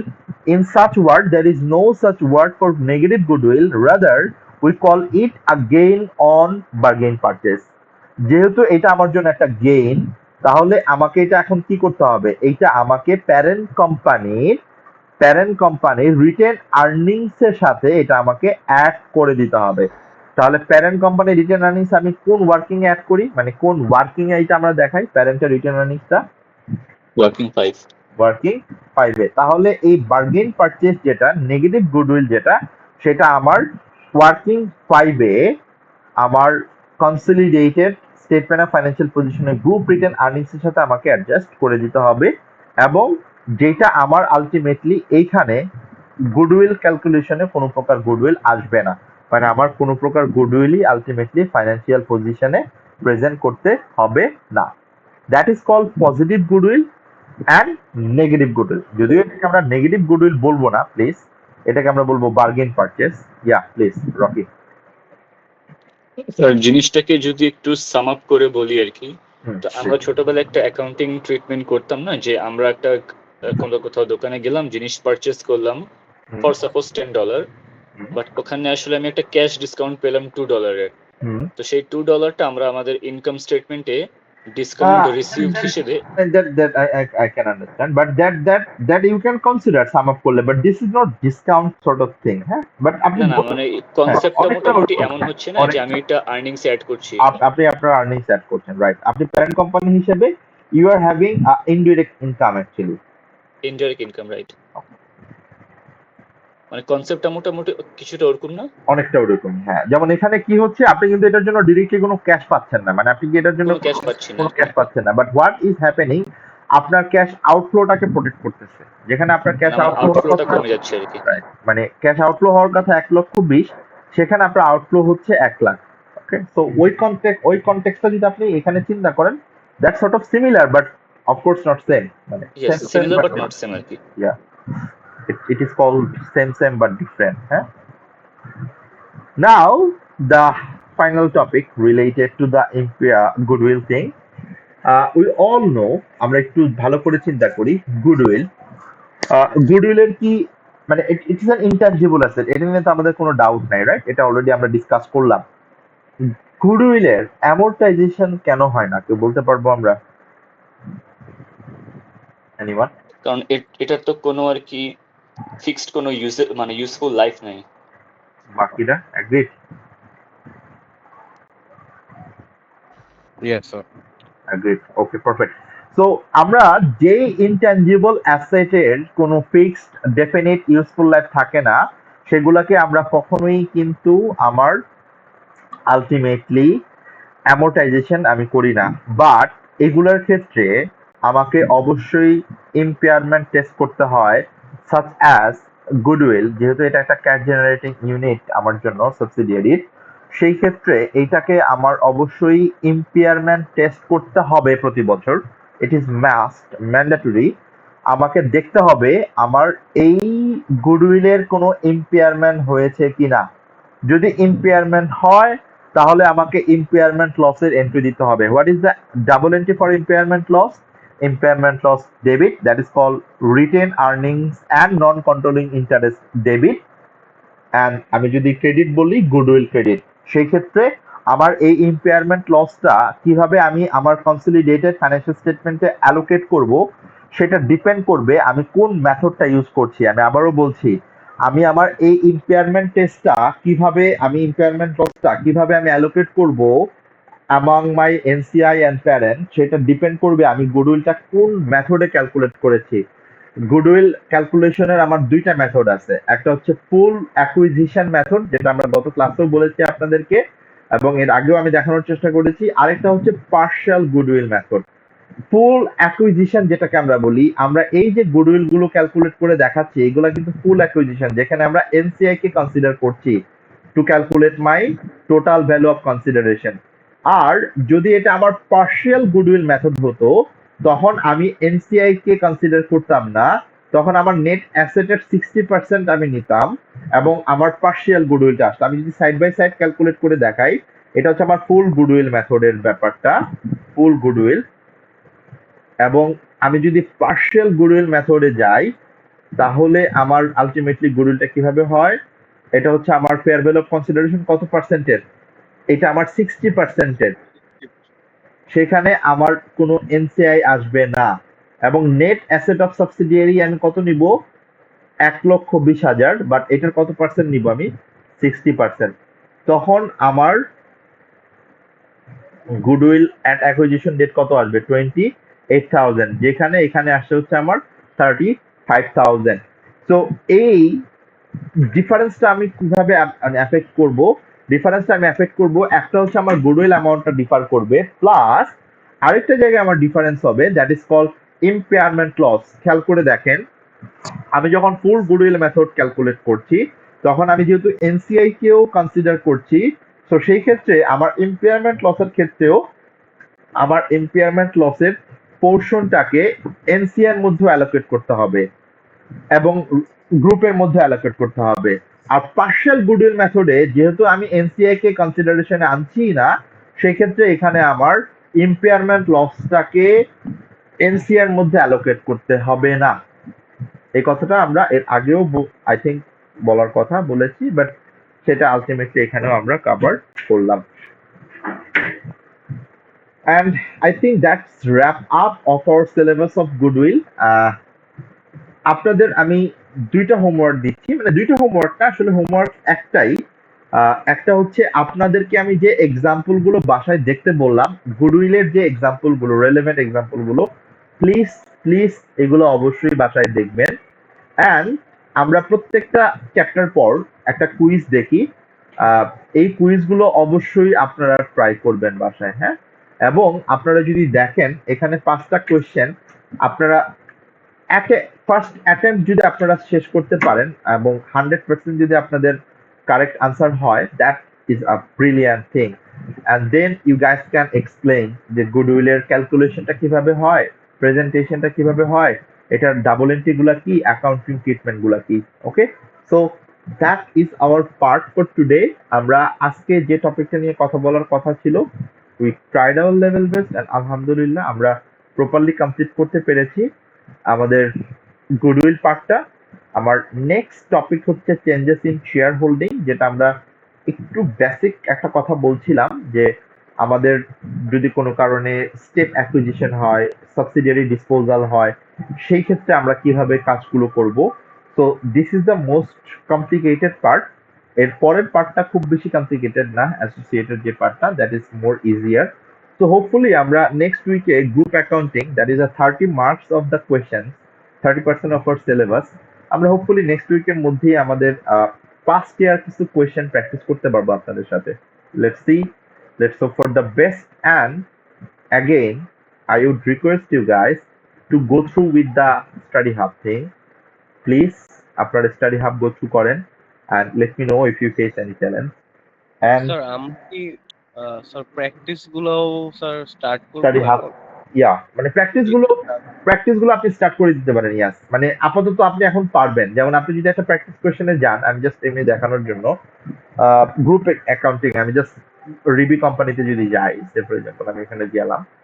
তো আপনি যখন এক্সিবিট গুলো পড়বেন, না প্র্যাকটিসটা একটু পরে শুরু করি, এখানে অনেক ফরেন এন্টিটির ব্যাপার চলে আসবে, তো আরেকটু পরে করি। আমি বলে দিব প্র্যাকটিস আপনি কখন স্টার্ট করবেন, কেননা জি স্যার। কনসলিডেশনের পার্ট, শুধু গ্রুপের পার্টটা আসলে আসবে, মানে শুধু যদি গ্রুপের পার্টটা আলাদা আলাদা করে করা যায় তো এখানে সেটা আলাদা একটা প্ল্যাটফর্ম আছে, আপনারা এই প্ল্যাটফর্মটা চাইলে ইউজ করতে পারেন। আপনাদের আরেকটা প্ল্যাটফর্ম আমি দিয়ে দিচ্ছি, এটা অনেকেই আপনারা জানেন আই থিঙ্ক, অ্যাকাউন্টেন্সি। এটা একটা free like sort of learning partner ওরা। আমি আমার স্টুডেন্ট লাইফে আমি খুব ইউজ করতাম এটা, তো আপনারাও চাইলে ইউজ করতে পারেন।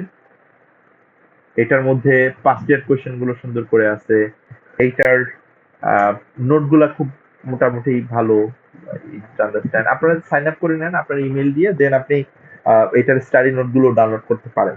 ওকে, অ্যান্ড পাশাপাশি তো স্টাডি হাব আমাদের জন্য মেইন সোর্স অফ রিসোর্স আছে। And the last request that I would request you guys, যে সামটাইমস আমি যেটা করব, আমার এভরি উইকে থার্সডে তো মানে কনভিনিয়েন্ট নাও হতে পারে, আমি of course with your due acknowledgement, permission, approval, আমি এরকম এক্সট্রা ক্লাসগুলো দিয়ে সিলেবাসগুলো আরেকটু আপডেট রাখার চেষ্টা করব, সো দ্যাট আপনাদের ওই লসটা না হয় যেটা আমরা ইনিশিয়ালি কিছু ফেস করলাম। সামনে রোজা আসবে, সেখানেও কিছু ফেস হবে, সো আমরা চেষ্টা করব সেটাকে কভার আপ করে ফেলতে ইনশাল্লাহ। বাট সেক্ষেত্রে আপনাদের একটা স্ট্রং কোঅপারেশন লাগবে, অ্যাক্টিভ কোঅপারেশন লাগবে। So thank you so much আজকের জন্য, সবাই ভালো থাকেন। ইনশাল্লাহ নেক্সট ক্লাসে দেখা হচ্ছে। আমি টপিকটা তো বলেই দিলাম, নেক্সট ক্লাসের টপিকটা কি হবে। আপনারা চেষ্টা করেন নেক্সট ক্লাসের টপিকটা যেন স্টাডি হাব থেকে একটু গো থ্রু করে রাখতে। হ্যাঁ, থ্যাংক ইউ সো মাচ সবাইকে। জি Thank you, sir. ধন্যবাদ।